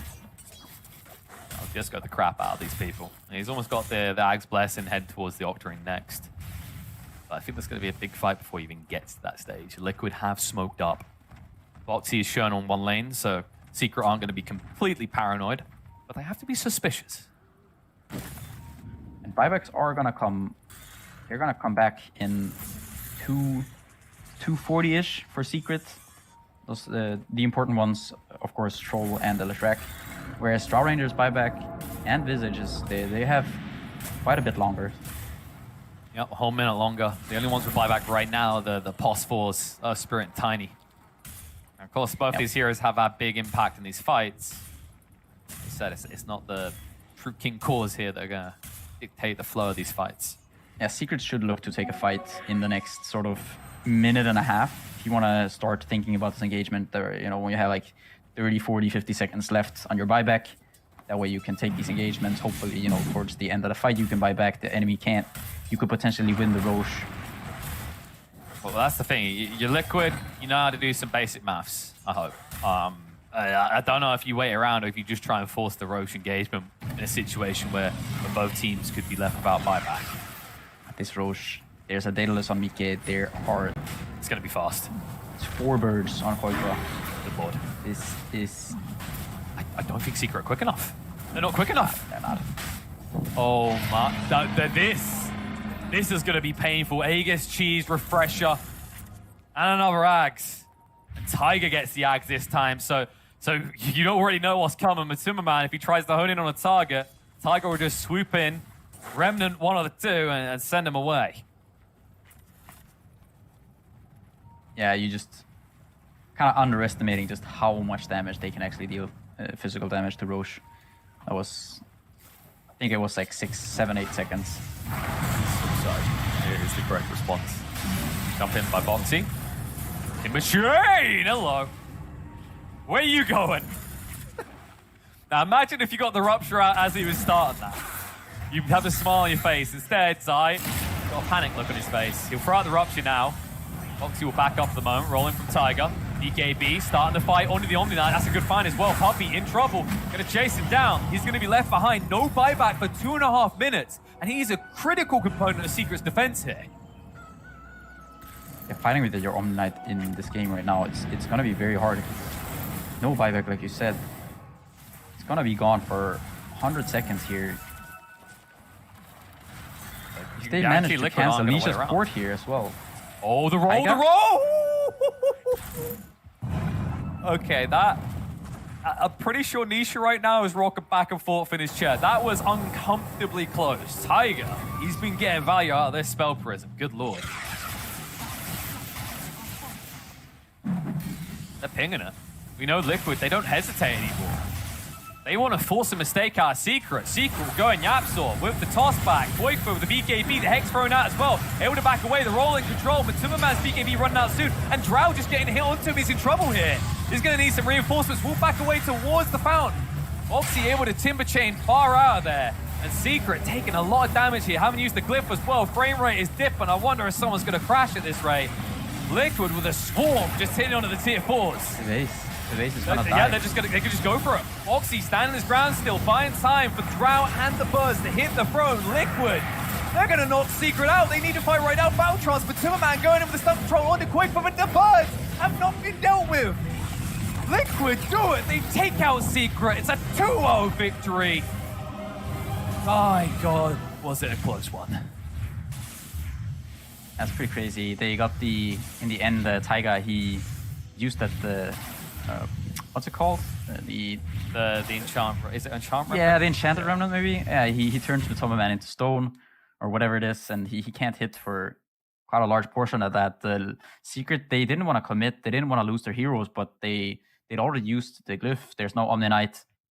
I think giving away that last Roche is what really sort of, that in combination with Poppy dying there in that last engagement, he tried to save Zai, but that was sort of a mistake because Zai, I think he had buyback, and also he's not as vital of a component for their defense, I think. No, and from there, Liquid, you saw the decisiveness. They went up in that base with Sim playing teams that would maybe just get mega creeps, but there's no hesitation. They understood that with this lineup, they should have the means to take that throne. And I mean, the Ags on the Earth Spirit definitely proven vital in the end. As the Timmerman feeling a little bit lost, but I don't know. It feels awkward. Like I think there's going to be some conspiracy theories because that's twice now we've cast Secret, and that's twice they've lost 2-0. And are we the baddies? Are we like the unlucky charm? It depends on how you look at it. If you're not a fan of Secret, or if you're a Liquid fan, if you're a VP fan, then not really. And maybe Secret just holding out for the next patch. I think. I mean, kudos to Liquid. Kind of a nice execution there in the end, and turning things back around in 2 games. Most definitely. And continuing that lower bracket run as they continue through Team Secret are knocked out. Now we're going to send it to the people less cursed when it comes to Secret to break this one down. Hopefully bring you a refreshing and entertaining interview. All right. Thank you, casters there. Yes, indeed. Team Liquid have done it. Sad times for Team Secret fans. They are now eliminated, and this means that Liquid now move on to the next round of the lower bracket. That is round 3, where they will be awaiting the next challenger.